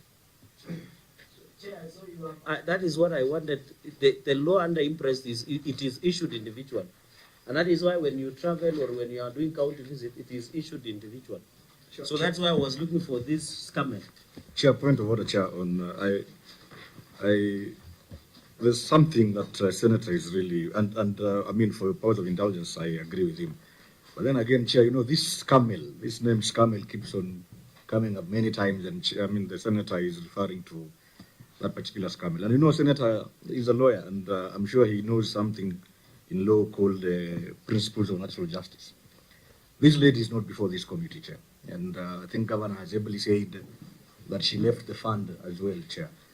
I don't know how we will proceed, and I seek your direction to that effect, because if she's not before this committee, Chair, and the good senator keeps on referring to her, it is unfair to her wherever she is, Chair. We don't know how we will get her satisfactory responses as to these issues, and I doubt even Governor has the capacity to answer on her behalf, Chair. So maybe perhaps, Chair, you can give us direction as to how best we can proceed. On the issue of Scamel not being present yet, we keep on referring to her, and the principle of natural justice protects her from these kind of issues, Chair. Thank you, Chair. Chair, on your indulgence, just for clarity, because this is a discussion, Senator Kavindu had said there is no vacuum in office. When you take office, you take assets and liabilities. And the responses that we are considering here, the governor has won before. So anything that will come out of this conversation is the governor is under oath. So therefore, with all tremendous respect to my in-law, Senator Chimera, and we might end up, if he is not careful, I will talk to Wazir to increase the fine of paying extra dowry, Chair, because what we are saying is very simple. This Camel is the fund manager. She is the one who signed these financial statements. So is it the position of Senator Chimera that since Camel is not here and the governor has taken oath and has owned the responses, that we should not be considering the responses and the financial statement? I believe not. Okay. Because those offices exist in perpetuity and there are people already in office. Very well. Chair, as to authenticity of the document signed by Scamel, we can only get responses from that particular Scamel. And Chair, this committee has powers to summon this particular Scamel. It is wrong to discuss how it is not here, Chair. Honorable members, let us proceed with the issues in the Correct. query. Correct. The issues in the query, and let's avoid talking about witnesses who are not here, because the governor has taken an oath on behalf of the county. Correct. Very good. Yeah. Correct. So let us strictly adhere to the issues, and the governor will respond. And Chair, note all these responses are being signed by the fund manager, and that fund manager has a name. So it is up to the governor to guide the committee on his responses, because even, for example, in this payment voucher, it was picked by two people. Chief officer, which I believe she's here with us, and the fund manager. So one witness is already here, so we can still rely on that one witness. The governor is going to guide us on how the questions are going to be responded to. Yeah. So let us give the governor, you have asked questions, let him respond, and he will guide us on how they are going to be responded. Thank you, Chair. Just allow me again to ask the CEC Finance to respond. Thank you, Governor. Through the Chair, on the two items, Chair, relating to the payment of the meeting allowance, Kenya shillings, where the request was made by the accountant. The schedule attached, Chair, shows exactly where the money went to. part of it is the allowances to the NASEF committee, which were 2 days when they were considering whatever agenda was before them. The practice, Chair, has been oftentimes you find that the committee members, because again, if you're doing this outside the county, the transmission through the bank, of course, is the best practice, but sometimes they request that because of the time this may take to clear, they request that the same be had in form of cash. So usually we have a schedule showing the name of the committee member and the signing for each of the days and the amount, and then of course as they receive, they sign against the same. So whereas this is a case whereby money was advanced so that the payment is made to the clerk, to the respective beneficiaries, you can actually trace and see exactly where the final amount ended.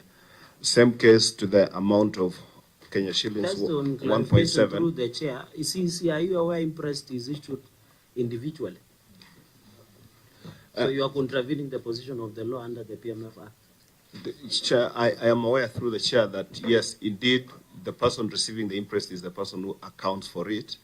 And actually in government, we encourage that it has to be an officer who receives the Imprest so that he accounts on behalf. So in this case, when you look at the schedule, beyond the Imprest, there are other items that could not be paid directly to the people. So it requires that an accountant would then have to account for it. So when you look at the 600,000, we still have the case of the meals and the conferences, printing and stationery. So the easier way is to advance an amount to an officer who is already in government system. Then the honors or the accounting aspect of it is on that person. Chair, you know the MAC and the EACC knows this challenge of Imprest, where people are being issued Imprest and then they end up misusing or generate even fake names. I can say, for example, Chair, that is why this issue is serious. CCM, now that we are speaking through the governor, in all this that the chief officer and fund manager have picked 600,000 and 1.7 million, although you have not told us who picked 1.7 million, I can see in your schedule, I'm just using your argument, in the attendance at Allen's Hotel, it is 24 people attended.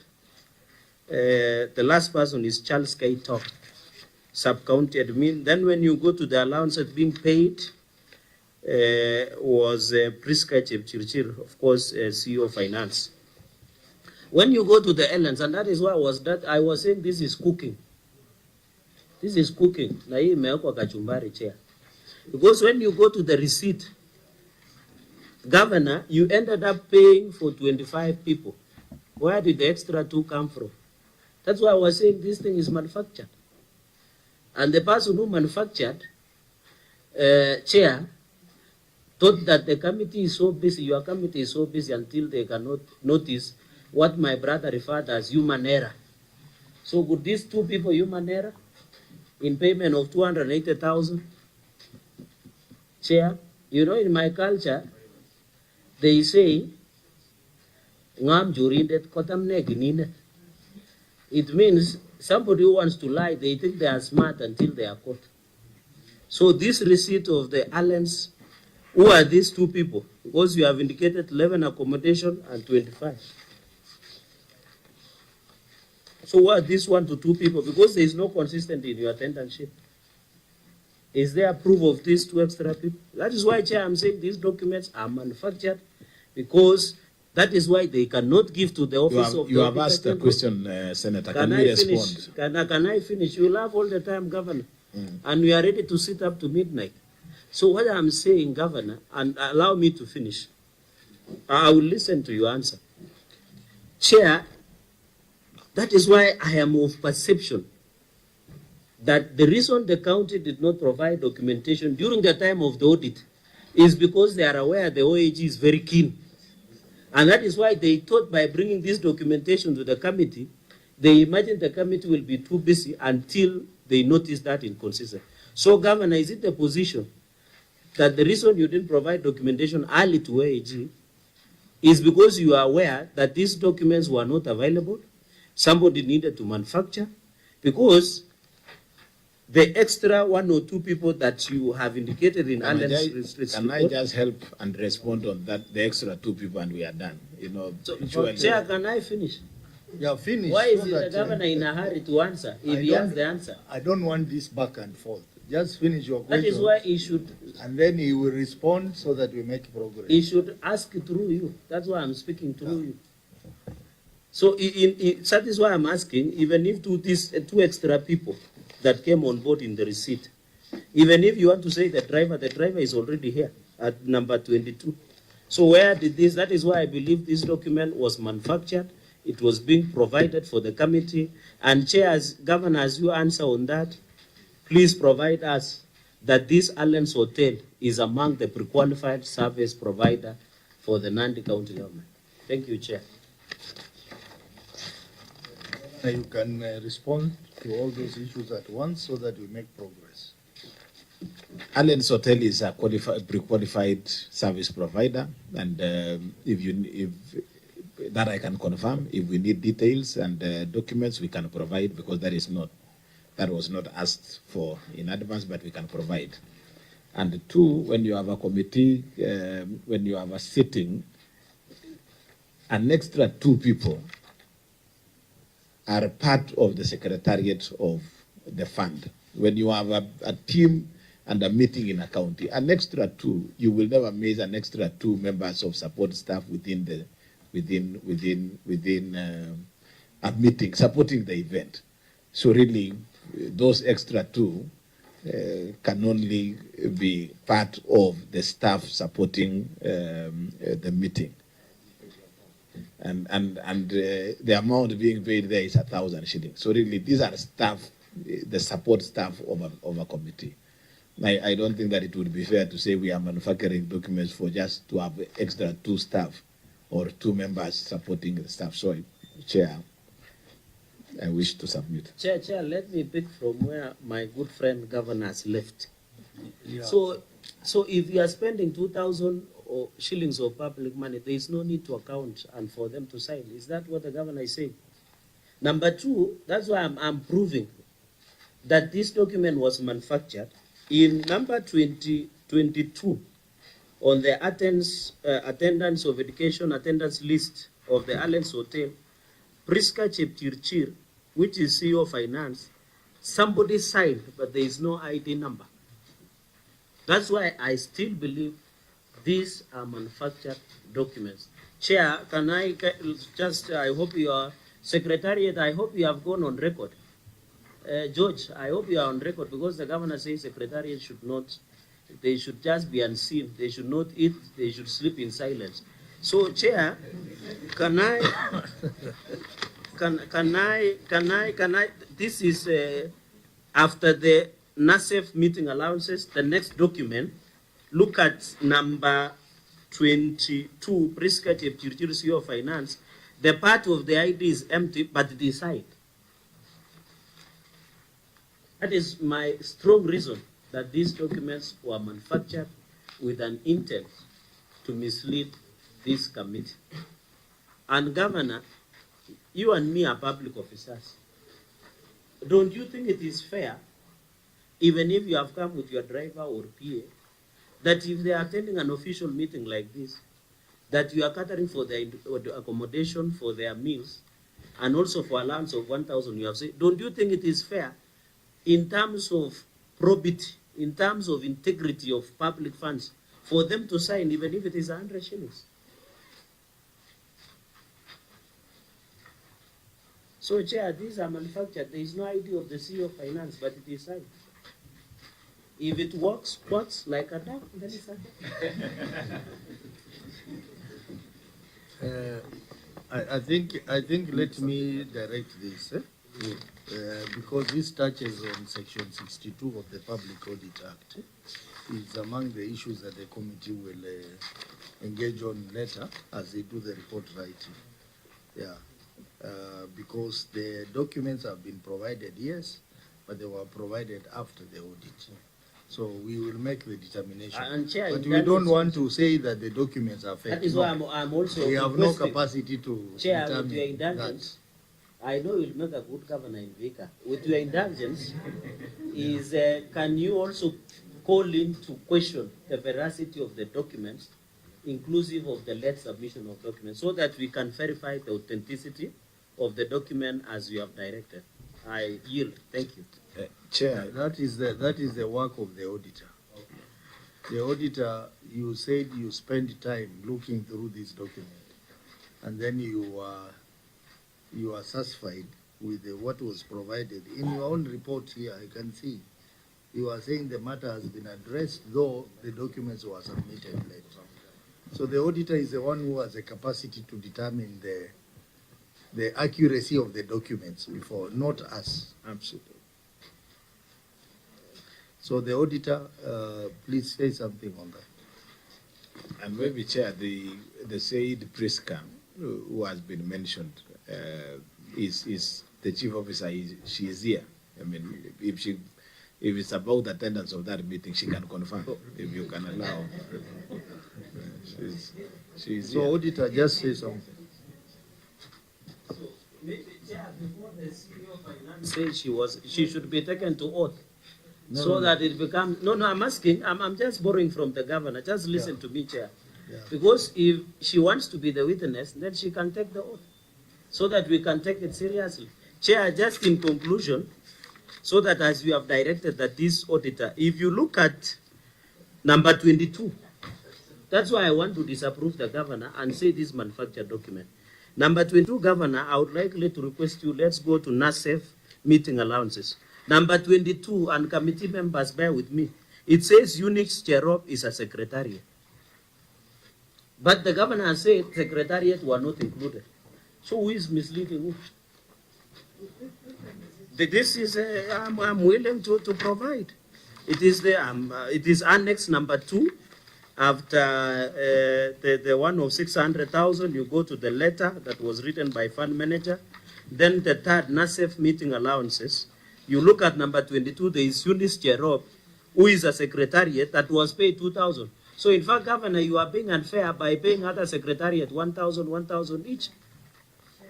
You need to be fair. You need to be fair, Governor. Give kila mtu at least apate kama ni mbili ikuwe sawa. Okay, let's listen to the auditor. Chair, it is here. Yeah, we have seen it. But so who is misleading who? We have seen it. We have heard. I don't want to use the word lie. Who is misleading? Let's listen to the auditor. Let's listen to the auditor. Thank you, Chair. When we verify documents, we just go for basic assurance. We believe that management initially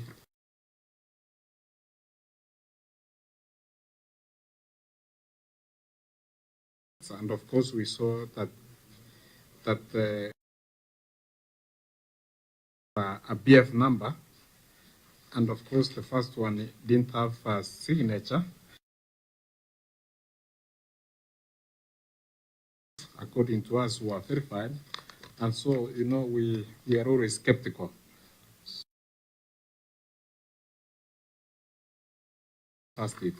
Thank you, Chair. Yeah, maybe moving forward, auditor.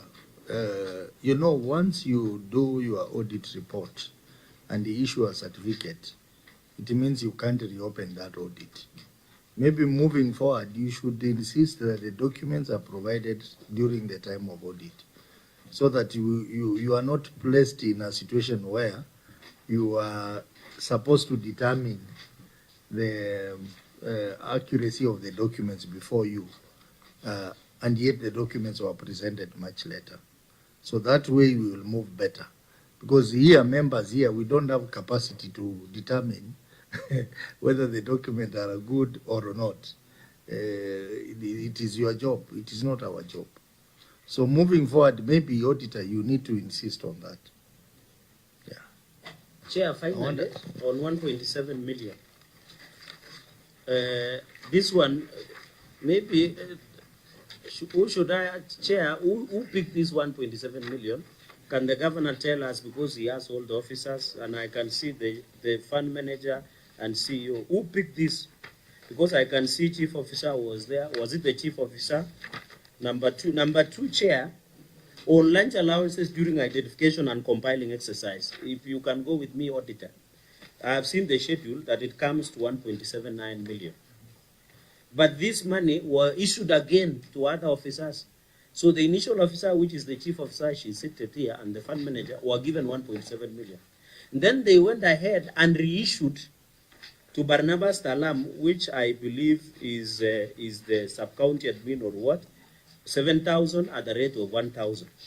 So the question I have in all this identification process, is it still the Imprest again? The Imprest one are now being reissued to Imprest number 2. And then that don't you find it interesting? Because the chief officer has picked 1.7. He writes a letter through the chief officer of, I think the chief, county secretary. And then that money is issued to the officers, and then they go and reissue for the lunch exercise that has been provided in this schedule. That is after 1.7 million. So, Governor, maybe since your officer is there, is she the one that picked 1.7 million? Because it is stamped. Chair, let me ask the CC again to respond. Thank you, Chair. And I want us to make progress, Senator Cherege, because we are past 1, and we have 2 other queries to go. Yes. So let him respond comprehensively, and then we make progress. But comprehensively, but satisfactory. Thank you, Chair. I think I'll attempt to pick up from the 1.7 million. So when you look at the documents as they are sequentially, and the same documents that were presented to the auditor, is that this is a bursary identification exercise that takes 7 days. The team involved in that process, of course, other than the NASEF committee, we have our sub-county administrators, we have our ward administrators, and of course the team supporting the secretariat and the drivers. So just to give lunch is that for the 7 days, the staff, the county staff, are just given something for lunch, which in this case is 1,000 shillings for the 7 days. And the committee, because they're sitting 1 day to consider all that, they are given their full allowances. So there is a schedule there where Senator Cherargei is referring to, which tabulates to the 1.7 million shillings. It shows the ID numbers, and it shows the bank account through which the monies were deposited, adding up to the 1.7 million that was requested. Chair, of course, this fund is already a law that allows a certain percentage to be paid for allowances. These are exactly the kind of allowances that we contemplated when we set up the fund, and the queries as to whether we paid within the percentage. Yes, that is indeed the case. So if in terms of the satisfactory nature of what we would want to have the senator satisfied, is that because we have all the original documents, we would still be willing to work step by step with the senator in ensuring that all the items that he's raising is satisfied with them. So yes, and also of course with the presence of the auditor. So this schedule, Chair, to just confirm, is that this was submitted, the schedule was submitted to the bank, as you can see, signed off by the chief.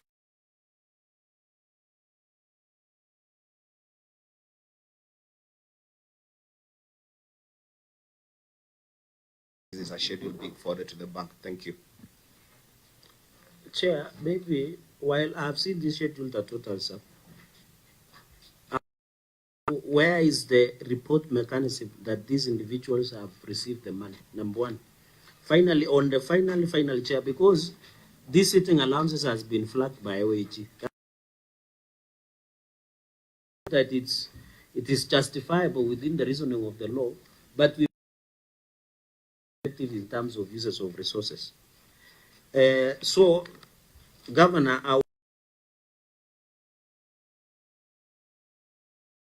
the entitled individual has received that 1,000 shillings, because it means a lot to them. If they are serving us in identifying beneficiaries, it is a very important person. So where is the report on that, or where was the sign? The way you have done with this attendance in the earlier one. Number 2, and finally, Chair, this will be the final. My number 3 argument is that these documents are manufactured. You know why? I want to prove. Go with me to where the identification of bursary beneficiaries payment schedule, all the sub-counties. There is one that Scholastica has started. There is one Dr. Christopher Yeko has started. That is, they were 10 that was started, and they were paid an average of 10,000 shillings. It was never stamped. When you go to the other one on all sub-counties, the CC education started with 7,000 shillings. It is only Director VTC that was given 42,000, but the rest were given 7,000. And it looks like it was inserted, this one. Chair, I want to shock you. The Secretariat, Eunice Cherop, who was part of the Secretariat, was appearing. But now 2 names have reappeared of Secretariat. That is Caroline Chepchumba and Eunice Cherop, which was in the previous.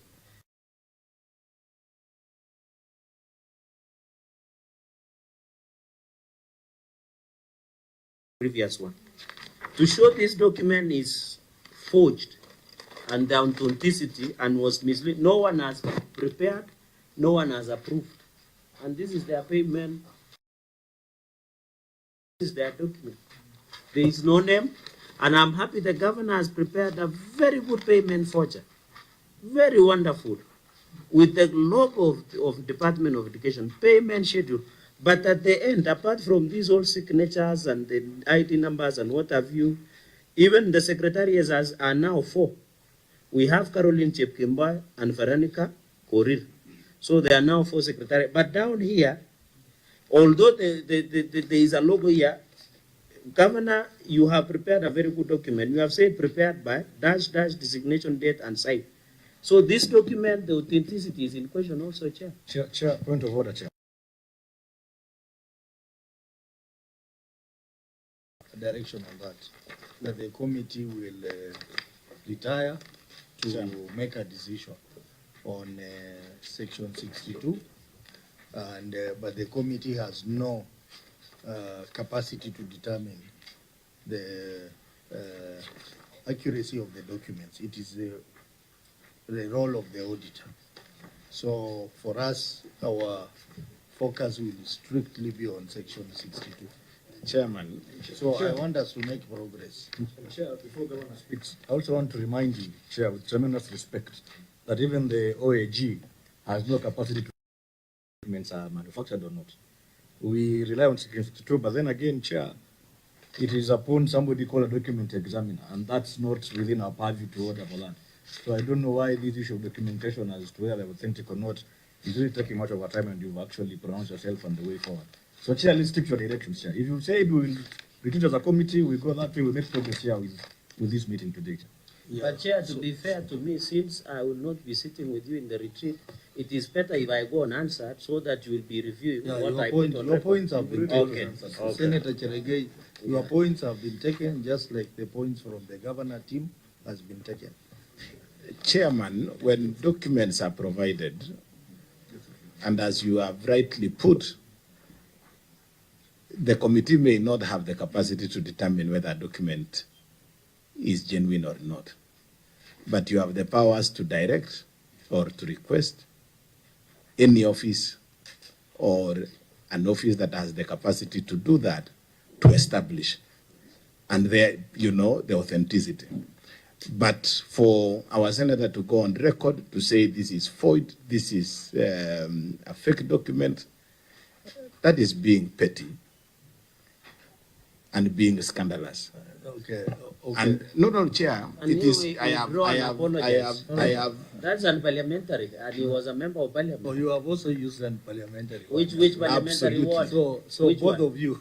Chair, which so one? my request, Chair. It cannot be petty. We are discussing. Governor cannot say this is petty when we are discussing 4.5 million, unless it's petty cash to him. But my people in Chair, Nandi, sir. even 1,000 shillings. Okay. It's not petty. Then if it is petty, Chair, why would the OAG raise it? Honorable Chair, If it was petty, Governor, why would the OAG questioning the sitting allowances? you realize I've given you leeway because you are the area senator. I've given you a lot of leeway. But let's have some decorum between. No, but you should in also this meeting. direct the Chair. It will be in bad taste for Kenyans to be told that in PIC, the governor considered 4.5 million sitting allowance as petty and scandalous. That's very It is the senator who is petty and scandalous, not the PIC, We are not. not the Chair, committee. You need to protect me. I'm not on discussion. What is on discussion is the OAG report. But we are discussing what you are saying. Yeah, What the you are OAG saying is report, petty Governor, and I'm scandalous. saying, Chair, You have no Governor, capacity. Chair, You have no capacity. Honorable Governor, Point of order, point of order, You Chair. are allowing the governor to be Point of scandalous. order, Chair. Oh. Point of Because order. what he's Yes, saying, let me give Would I be allowed, Chair, to conclude? Bishop. Point of order. We have Bishop here. Let me give. Chair, in this committee, you should not allow exchange between Yeah. the senator and the governor. Yes. We should give one another time to talk, and they should not be allowed to exchange words here. Yeah. But Chair, when I was Chair, I've speaking, been when the very senator careful. was speaking, Chair, I've been I very kept my careful. cool and I waited. Chair, Listen, I have when been it's very Senator- measured Senator with a lot of Cherargei. tremendous, Chair, with a lot of tremendous. Yeah. I have been very measured in asking Senator. questions and clarifications. Okay, very and that well. is why, Chair, I'm asking the governor. Let me use an example. In one of his documents, which is not Cherargei's document, the CEO has not put ID number. Is that petty? And she has taken 8,000 shillings for sitting allowance. Is that petty? Okay, very well. I've already, you know, we have already given a direction. We have already given a direction on this matter. I don't want it to be like a contest between you and governor. Eh? We have already, as a committee, we have already given direction on what we are going to do.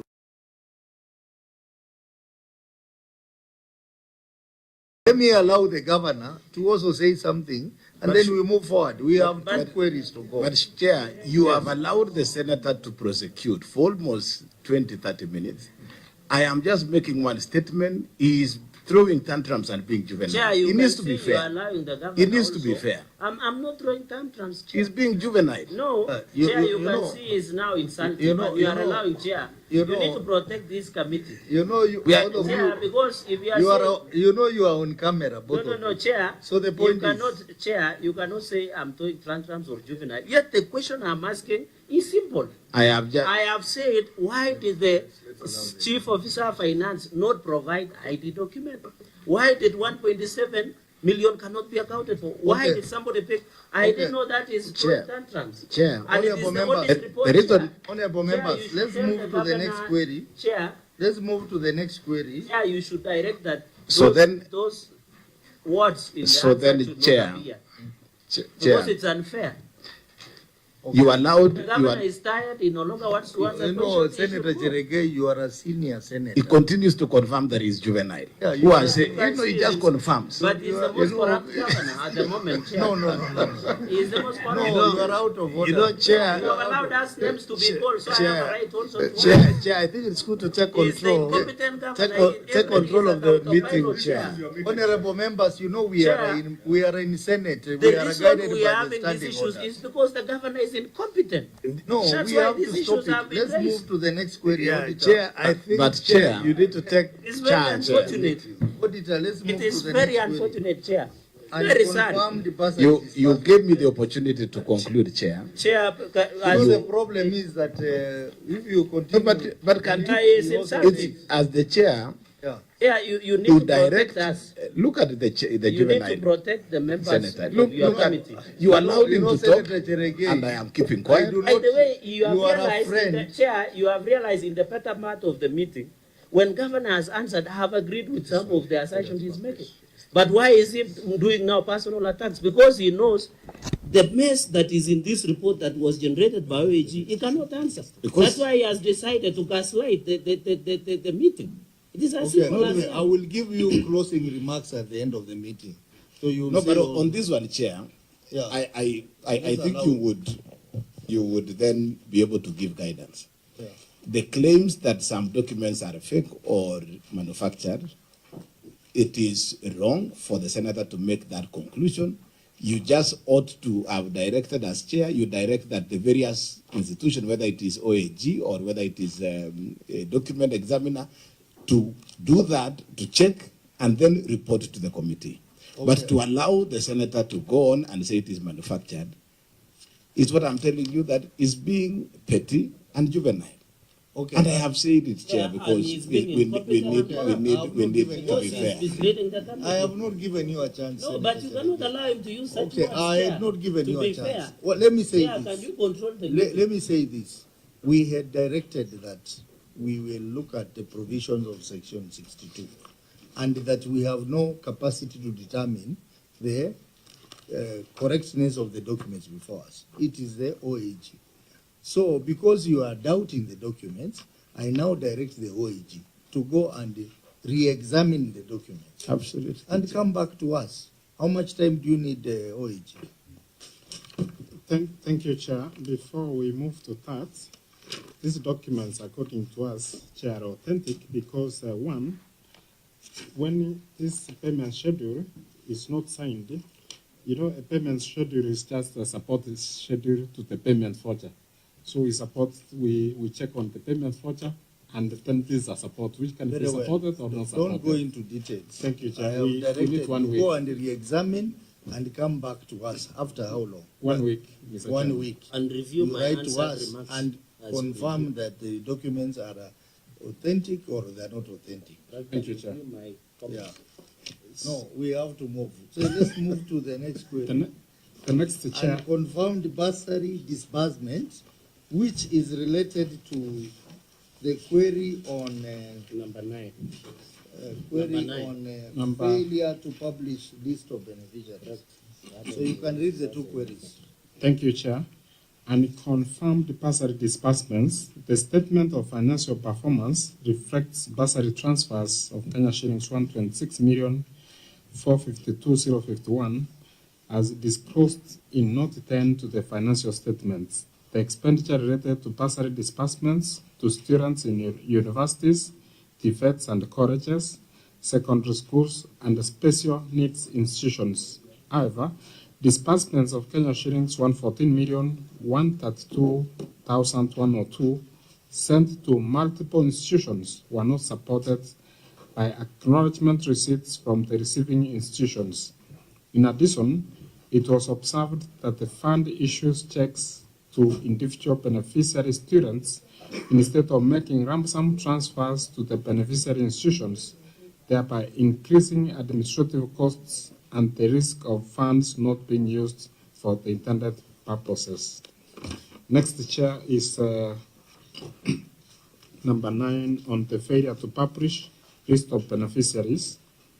The statement of financial performance, and as disclosed in Note 10 and Note 11 to the financial statements, reflects expenditure of Kenya shillings 126,452,051 in respect of bursary transfers and Kenya shillings 1,176,533 in respect of scholarship grants, respectively. However, the management of the fund did not publish the list of successful beneficiaries on the county website as required by Section 29, Subsection 1E of the Nandi County Education Fund Act 2016, amended 2023. Thank you, Chair. Very well. Governor, your management response?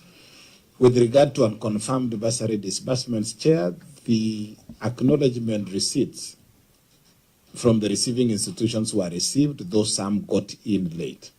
However, going forward, all the bursaries will be issued electronically through RTGS, where confirmations will be received as soon as the bank clears. This will also address the issue of lump sum payments. Some of the acknowledgement receipts are attached in Annex 6 and 4. And in terms of the response to query number 9, the omission arose from the delays in coordinating with the county ICT department for web content updates and verifications of the final beneficiary data before publication. This list, the list of all the beneficiaries for the year under review, has since been uploaded to the county official website, as indicated in that link, Chair. Thank you. Auditor, your comments on the two responses? Thank you, Chair. The first one on unconfirmed bursary disbursements, management is in agreement with our observation that they are not able to get all the acknowledgements. Then on number 9, on failure to publish list of beneficiaries, Chair, the website indicated where they are published. It was not, we didn't find it in the Google search engine, we didn't get it.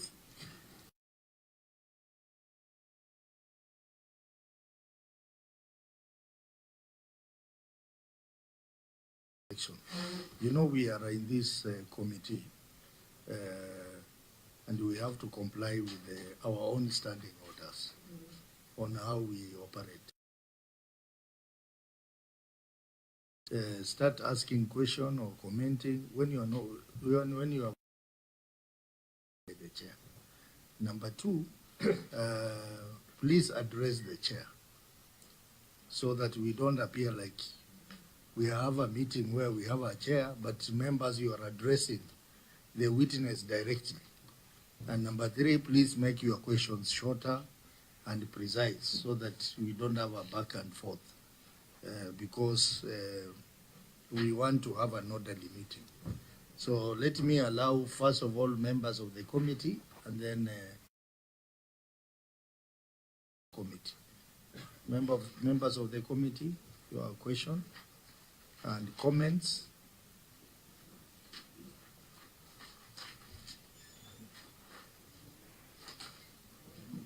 Senator Kisan. Chair, on the first failure to publish a list of, oh, that's the last one actually. So I just wanted to find out from the governor. You know, the auditor said they have checked and it's not there. So I don't know, is your website online? Are we able to verify it now? Because, you know, that is something that can be checked if, I mean, it's online. Yes, side, it's online. Yeah, so maybe the auditor, where did you try to find it and you didn't get it? So maybe we can just check. There's a website there, the given provided. This under their response, this nandi.go.ke Department of Education, Research and Vocational Training. So maybe it starts with www. It starts with HTTPS.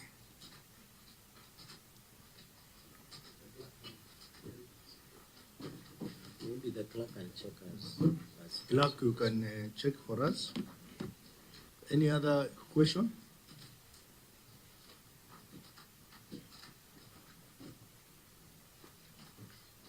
I don't know whether I don't know whether I got it right from the OAG. Are they satisfied with the response on the issue of unconfirmed bursary disbursements as done by the government? If they are, we'll have no further questions. OAG?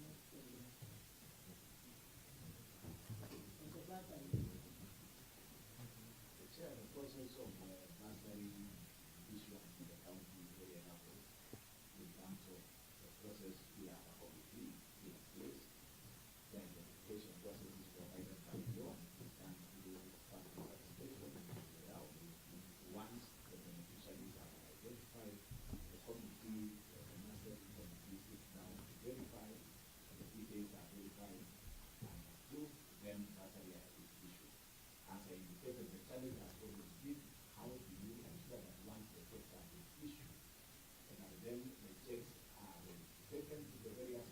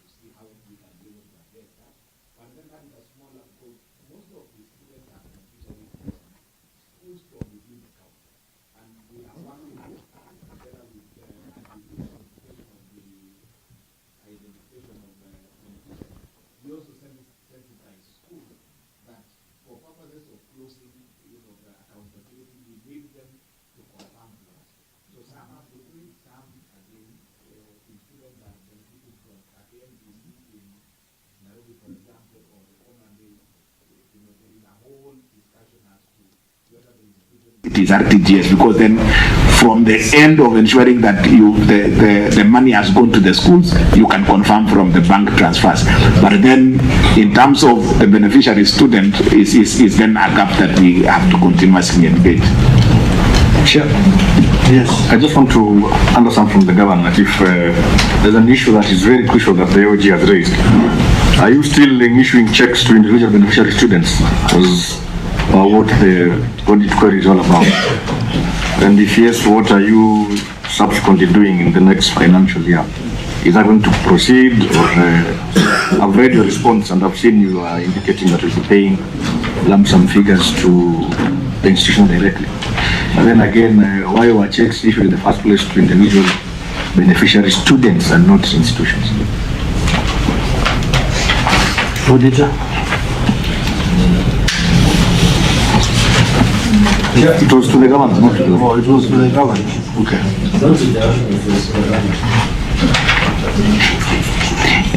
In our case, when you have several students who are beneficiaries of the fund, of the bursary fund in one institution, we then have one check to the institution and a schedule totaling up.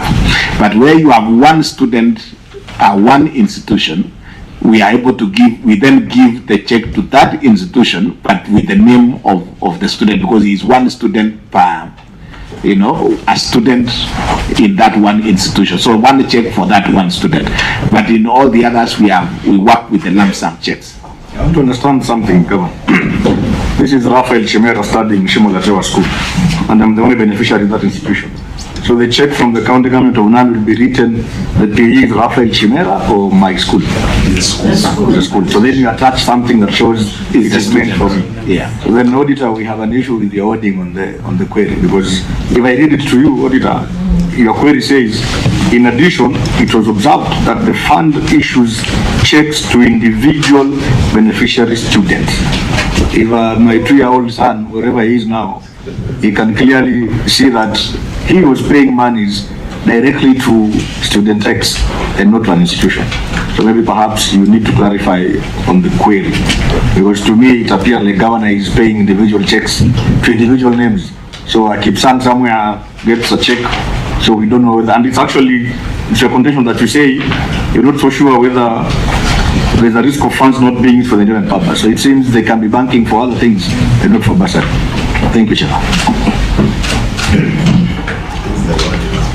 And then, in addition to that, Auditor, can we find out whether there were any unpresented checks, and whether some of those unpresented checks became stale checks?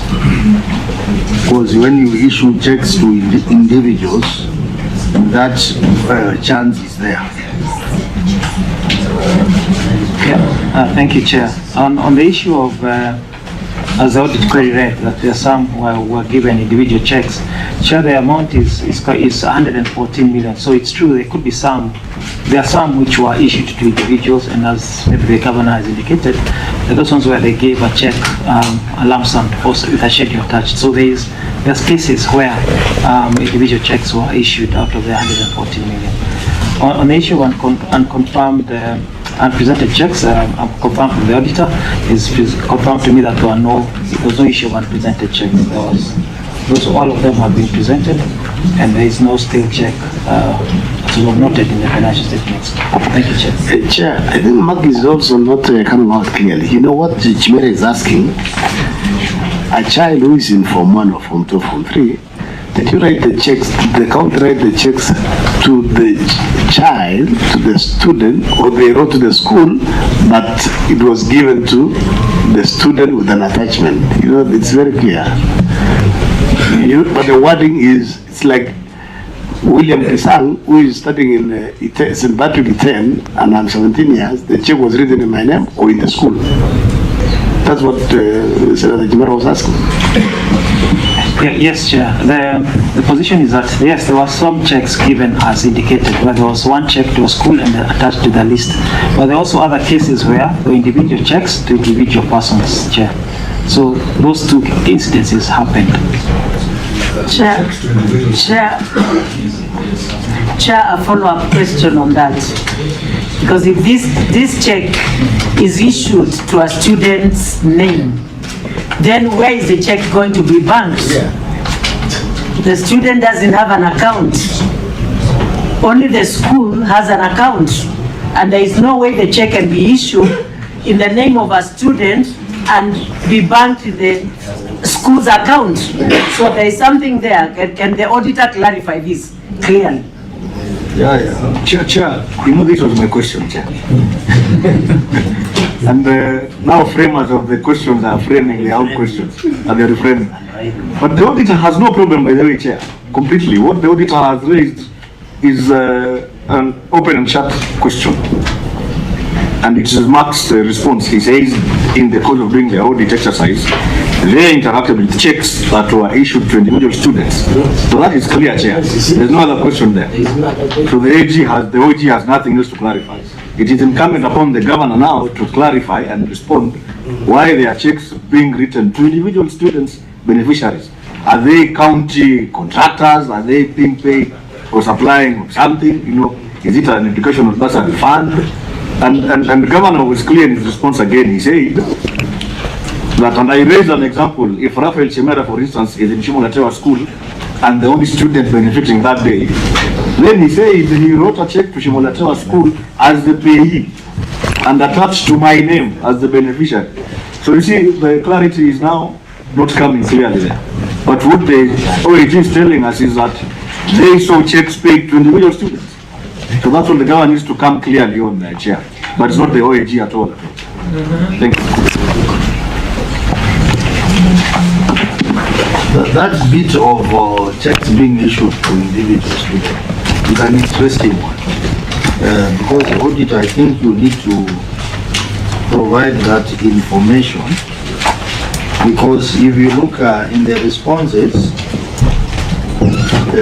I think Annex 4, it doesn't indicate anywhere where we had individual beneficiaries. You can see schools, universities. So maybe auditor, I think you need to tell us more about that. It will be an interesting one. Can we see that? Because I can't find it in this. It's just the schools. No, I mean the checks that are written to individuals. Can we see the list of it? The Auditor General can give us. Okay, thank you, Chair. The issue one, this that's like, in addition, it was observed that the fund issues checks to individual beneficiary students instead of making ransom transfers to the beneficiary institution, thereby increasing administrative costs. So Chair, management response is quiet on that. Maybe they need to respond fast. Then we will give, because for us we have the information, for them they have got their documents. I also know that we have our documents back in the office, so they need to respond to this portion of the question. Yeah, because as students, how many students have bank accounts? Let the Chair respond. The response of the county is that there is no check that is given to a student, because practically that is not even possible, because how then would a student actualize the bursary if it is written in their name? It's not possible. So for us, there is no beneficiary for bursary that would go to an individual, and therefore for the assertion by the auditor, unless they are able to provide any one or any check of that, but for us it does not it does not make, it's not possible to even give, because I mean these are individual students, minors, Chair, I'll give you a chance. We are still on the OAG. Yeah, well, I'll give you a chance. OAG, please. If you need more time, we can give you more time to come back to us with a list of direct beneficiaries who are students. Because as Senator Mugama is saying, it would be interesting to know that. How did they actualize that bursary? And who are they? And of what value? Those are the questions we would be interested. Yeah, and actually that's why I say the Auditor General should clarify this. Because if it is there, then there is something very fishy somewhere. Because how can a student receive a check directly? And that check is being paid for school fees at the school. So, Chair, it's good for this to be clarified. Thank you. So, Auditor, do you need more time to give us that information, or to verify, or to confirm, or to find it otherwise? Yes, Chair, I need like also 1 week in addition to the other issue. I confirm on this part of the issue. Okay, so we give you 7 days, please confirm, and when you confirm, give us the full list. If you find that your assertion was not correct, also advise us. Because either way, even if I wanted to take money from bursary, how will I take by writing a check to someone? Unless it is not a student. I mean, it's something that we need to find more about it. Senator Cherege. Thank you, Chair, for handing over to me the witness. So I want to... I'm not handing over you. Remember the rules. Address the chair. Thank you, Chair. Of course, I yield through you, Chair. I yield. Point of order, Chair. Why is the Senator using intimidating language against him? We are a friendly committee. We just want responses. If you say you're handing over the witness to me, intimidating the government. But it doesn't look intimidating. Now, the point I wanted to make, I want to leave where Governor said. And that is why I agree with OAG on this authenticity of this 114,132,102 bursary. I didn't get the governor because in this question on unconfirmed bursary disbursements, I didn't get the part of the governor on issuing direct to the institutions. And the response of the governor is saying is proposing to do RTGS. So the question is, in the act that was passed by Nandi County Assembly, is the provision of using, the law can be different, it can reflect something else. So I really want to net that aspect. Number two, Governor said he is yet to get acknowledgement receipts. So my question, Governor, when you are dispersing bursary, you knew you were dispersing to. So to get acknowledgement would be easy, because if you knew you gave to Consultancy Godfrey in Vihiga High School, it is easy to track, because I know. So it's like they are shooting in the dark by Governor saying us. To say the chair is a student. No, when you are a student, I'm just using for purposes of illustration. For illustration, let me use myself. For example, Chair, can I be protected from the Senator of Machakos? And I don't know why she is excessively happy today. So the point I want to make today, for example, when you are in Machakos High School, and then I thought it is easy to do follow-up, because one, you have a committee, two, you have the disbursement committee, you have the people you disperse to. So by the time the OAG is asking for acknowledgement, which you have said you have not received, it would be easy to tell Vihiga High School, you can, and the formal should be provide us with the acknowledgement of what we paid to your institution for student XY, which has been easy. So Governor, why has it taken long? It is now, we are now in the second financial year under review after 23-24. Why has it taken long? That is my question number two. Number three, Chair, that is why on the aspect of lump sum transfers, I think I had asked that one number in this the unpublished list of beneficiaries.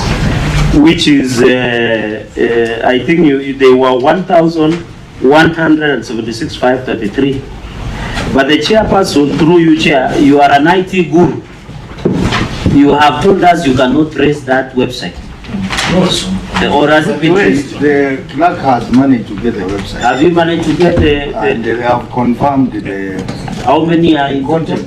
Clerk, please. Maybe you can go on record. Okay, the website provides the list of beneficiaries, the details of the institutions and the amount that are disbursed.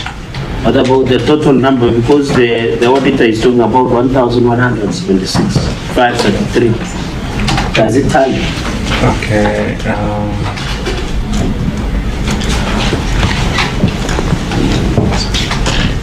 It's a long list, huh? I'm trying to scroll down. Yeah, as you tally up, let me leave that one, I'll come back to it.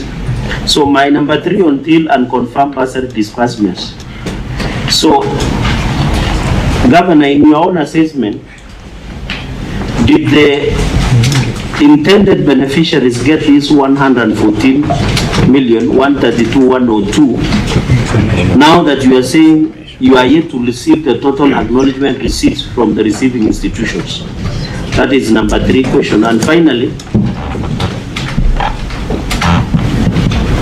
is this amount that you have indicated here, is it only financed through the budget that is appropriated by the county assembly, or there are grants or donations from other actors? And who are these actors and by how much? In this financial year, because I can see this disbursement of 114 million, they were 126 million on the transfer in note number 10, which I have seen in your financial statement. In this 114, 132, 102. Can you segregate before this committee and say, in secondary school, we gave 100 students, in universities we gave 1,000, in Tibet, and I don't know what you mean by Tibet. Does it include the youth polytechnics and Tibet? Because I have seen in one of your response, you have paid bursary for 1 student in assist driving. So what do you mean? Does Tibet include the colleges, the youth polytechnics, and is it the national polytechnics? So can you give us the segregation of the beneficiaries of those who received their disbursement? And finally, Chair, on this issue of OAG, it will be very interesting to get a report so that we get clarity on this issuance of checks. Because Chair, not to vary you, we would really want to know. I know, by the way, and I was telling my young brother Chimera, that audit is not an event, it is a process. By the time an audit report is generated, it has gone through many phases. So by the fact that in the audit report the OAG is pointing out something, then we need to look at the audit, the notes that were being used for the audit, so that we can check. I really want to know why would the county government issue allegedly these checks to individual students. So Chair, that will be my 4 questions. Good. Who comes first, Auditor? And then I can give the Governor. The questions were directed. The questions were directed to the Governor. Good, Governor. As I indicated, in terms of getting confirmation, is that when you issue out bursary and throughout the process of identification and the students have been identified and the checks have been written, even where you have lump sum a lump sum check for a number of students, these sometimes, I mean, the process has always been that the beneficiaries pick the check and they drop the check in school. Once they drop in school, the process is that you expect them, the school, once they bank the check, then they are able to either respond to us directly with the confirmation that that indeed they have received the money for the students that were identified, or in other cases, you have also the beneficiaries bringing that confirmation slip to us. When you look at the sheer numbers we are dealing with here, you know, we are dealing about, the beneficiaries are about 12,000, in excess of 12,000. And therefore, sometimes then you have a challenge of getting all of them at the same time. We have sent our staff and our student staff, especially for schools within the county. It's easier to send around the staff to collect those confirmations. But where you have a student who is benefiting, for example, and is a student in KMTC, for example, in Lodwar, or KMTC in Migori, or KMTC somewhere else, sometimes it is difficult for you to get those confirmations. And that is why we are saying that, you know, our strategies, we are trying to find means and ways of ensuring that you lessen that challenge by, for example, going through RTGS. And the question that was asked whether the law allows RTGS or through checks is just a form of payment, you know, or a form of disbursement. The law does not prescribe any particular format. It just allows you to do. So I think that is an administrative decision that you can make based on the challenges that we have incurred before. So those situations are common where, you know, a student has received, even if you are talking about a student who is in the last last year of study, once they benefited from the bursary, they may not even see the need to actually take the trouble of getting the confirmation and bringing to the school. Sometimes that cost of telling the school, can you please send us those documents? Sometimes the school may, you know, because there is no serious obligation on their part, we only persuade them to help us with those confirmations. But we think that when we go through the RTGS way, we may lessen that challenge. Again, in terms of the category segregation, the law the bursary law provides as to the percentages of the bursary allocation based on secondary. We have 50% goes to secondary, VTCs and 25%. Special needs student 10% and the universities 15%. So in that list of the 12 or over 12,000 beneficiaries, it is clear, you know, those segregation in terms of the percentages. And if you look at the list of the beneficiaries, it clearly indicates that it's possible to provide. This bursary fund, as at now, is only supported by the county budget. We do not have as yet any of the external support into the fund. Of course, we have partners that are working within the county and they give directly, you know, like we have KCB working with directly with the students and the institutions. So this is a fund supported 100% by the county. Again, that list of beneficiaries again is a bulky document, but it's actually online as indicated. So that can be confirmed, Chair. Thank you.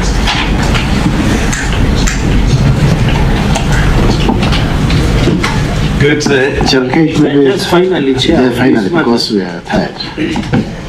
I've heard Governor talking about 12,000. I thought, Governor, you had requested us that we discuss things that are within us. So I think the issue we are discussing is on the veracity of this 1,705.33. You have painted the problem, but you are not giving us the solution. I agree there could be students all over the country. But if you had developed a strategy of identifying bursary beneficiaries, why is it hard to get the acknowledgements of the receipts?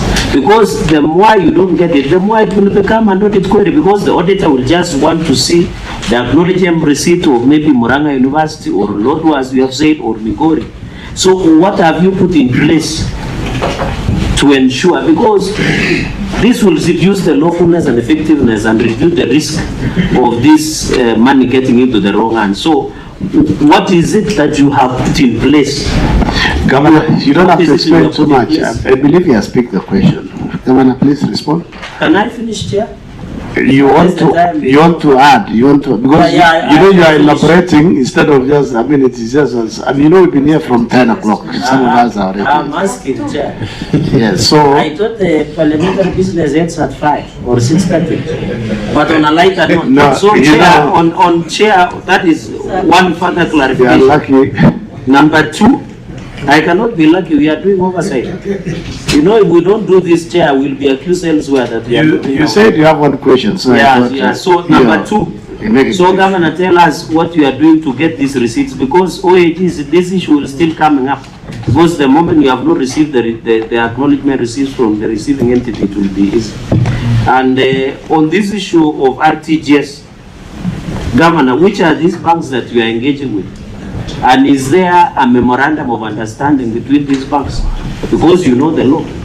The law is very clear. When you are spending public money, you must do it officially and by writing. Because if you don't do that, the OAG will come back in this financial year and say you are using RTGS before that collaboration. So is there an MOU, and which banks are these? Thank you, Chair.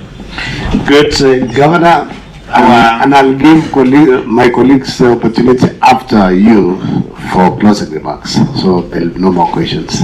Please. So as I have indicated, really, it's a process that we have to work on.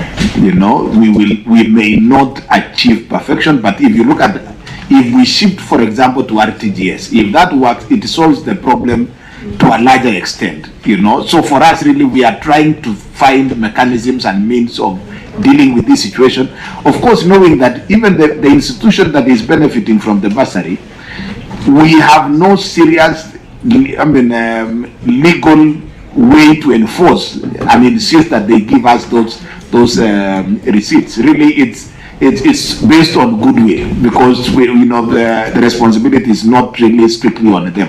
But we think that these new strategies will help us. And again, if, for example, the senator would have an idea of how better to do it, because we are open, we are trying to find mechanisms of making this process a lot easier. That should be able to work for us. The banks that we are using are the existing banking partners, Equity Bank, KCB. So we already have, the law was already followed in terms of establishing or setting up an account in any commercial bank. Those regulations are provided for under the FIF Act, and we have agreed. Shifting from, for example, using checks to RTGS is not any major shift. It's just an administrative direction that we take ourselves, and we instruct our bank to handle it in the manner in which we have directed them to do it. So we think that, based on all these challenges that we continue to face, our strategies are seeking to address those challenges, so that then we have a more smooth process of ensuring that our bursary disbursements is smooth and more clear. So I think we'll leave it at that, Chair. Good. Yes, Chair. Okay. So, since this issue of publishing list of beneficiaries, apart from publishing in the website, Governor, where else do you publish, so that there is what we call social audit? The people of Nandi does not need to know AG or to access, because the usage, you are the ICT chairman in the last session. The usage of access to internet and mobile might not be as high as in Nairobi. So what this identification committee, is there a report back mechanism? And you have been a member of National Assembly, that in the village Y, for example, Kapkemen, where I come from, or Jebketemon, where I come from, the person in charge of disbursement can say, family XY received this amount for the bursary for issue audit and accountability. Good, Governor. What the senator from Nandi is asking you, is there a notice board, or what do you have, so that there are notice boards in the county education department. There are also, these documents are provided at the sub-county offices. They are also at the ward offices, and also the MCA's offices, are available. And since, the process of identification is done at the ward level through public participation, those lists are always available. And even the issuance of the picking of the checks are always done at the county offices, so that then those who benefited, they come and they pick the checks, so the list is available across, and of course now it is also available at the website. Chair, in 8.0, excessive expenditure of administrative expenses, which is part of the audit. Governor, apart from the Ask for permission first. Like when you opportunity. I'd say, if you remember, I'd say that was the last question, and we were going to give members to give their last remarks. Unless, you know, that is what, from what the chairman is saying. Okay. So I want to give members closing remarks, and then you'll be the last one, and then I'll give the governor. Chair, can I use my closing remarks to ask a question? Yes. You can. Then I'll be gladly take it. Yeah, good. So on this one, no, I've not given you. You are the last. Members. But I think so that the governor does not lose the train. We finish so that it will be fair to him also. So okay, that's the last. Because you know, there's something I wanted to say, but I'll say it elsewhere later on. You know, we have not since 10 o'clock, Senator. We have not taken health break. And some of the things we have told the auditor to give us in 7 days. So maybe just say, and then now, as you say it, and then you say your closing remarks, because we don't want to open anymore. But yeah, in future also, be guiding friends of the committee, how committee operates, so that we prepare to. Yes. Thank you. So, Governor, on this excessive expenditure on administrative expense, so I thank you, Chair, because after the feedback of OAG, the committee will write report on this disbursement of bursary. Because it's a very serious issue in Nandi. Number two, I have seen your response on justification of using excess on printing stationery, apart from the committee allowances of 500,000. Governor, this one you are using in printing and stationery, you have violated the Public Finance Management Act. This 500,000 I've seen you are giving every student 10,000 shillings. So if this 500,000 was to be used well, how many students would that be? For the I don't want to ask CPA 3.1% of the approved budget of 150 million for the year under review. So, Governor, what was the justification now that you are proposing to use technology? And Chair, I know you looked at that question. The OAG has flagged the weakness of use of ICT. So, if the county had a functional ICT, you don't need to print papers and stationery worth 500,000.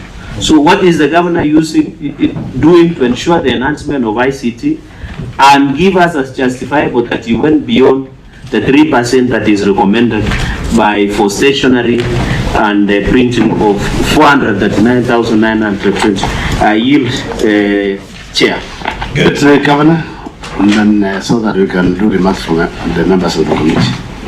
Agreed, as indicated, Chair. We have the level of documents being printed is enormous. 30 wards, over 12,000 beneficiaries, ensuring that every ward has and the sub-county has a list, which then supports the same accountability mechanism is what has led us to that small increase. And that increase is an extra 150,000 actually beyond the threshold, the percentage. But again, as we have indicated, we are going to ensure that that does not happen in future, because we want to strictly adhere to the set percentage within the law. So it's in the furtherance of ensuring that we have more accountability, that actually the documents are available and that our members of the public can be able to access and confirm the beneficiaries. Thank you, Chair. Good, members. Any member who has any issue? Bukwa? Chair, am I still no. No. Bukwa. Thank you, Chair. Maybe my closing remarks, Governor. I would want you to tell this committee what your county is doing to address this issue. You know, the recent conversation about bursaries in the country and the stalemate you've been having with the COB. You can just tell us how far Nandi County has gone to comply with the same. Thank you.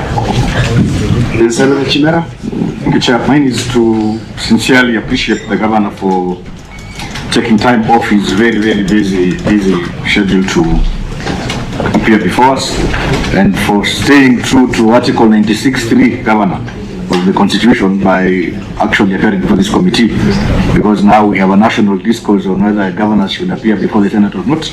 But I'm happy you took time to come. Let me also congratulate you for the good job you're doing in Nandi. I am pretty much well aware, being a third party from Nandi County. Just to urge you on the issue of the bursary, especially on those checks that have been a bit contentious,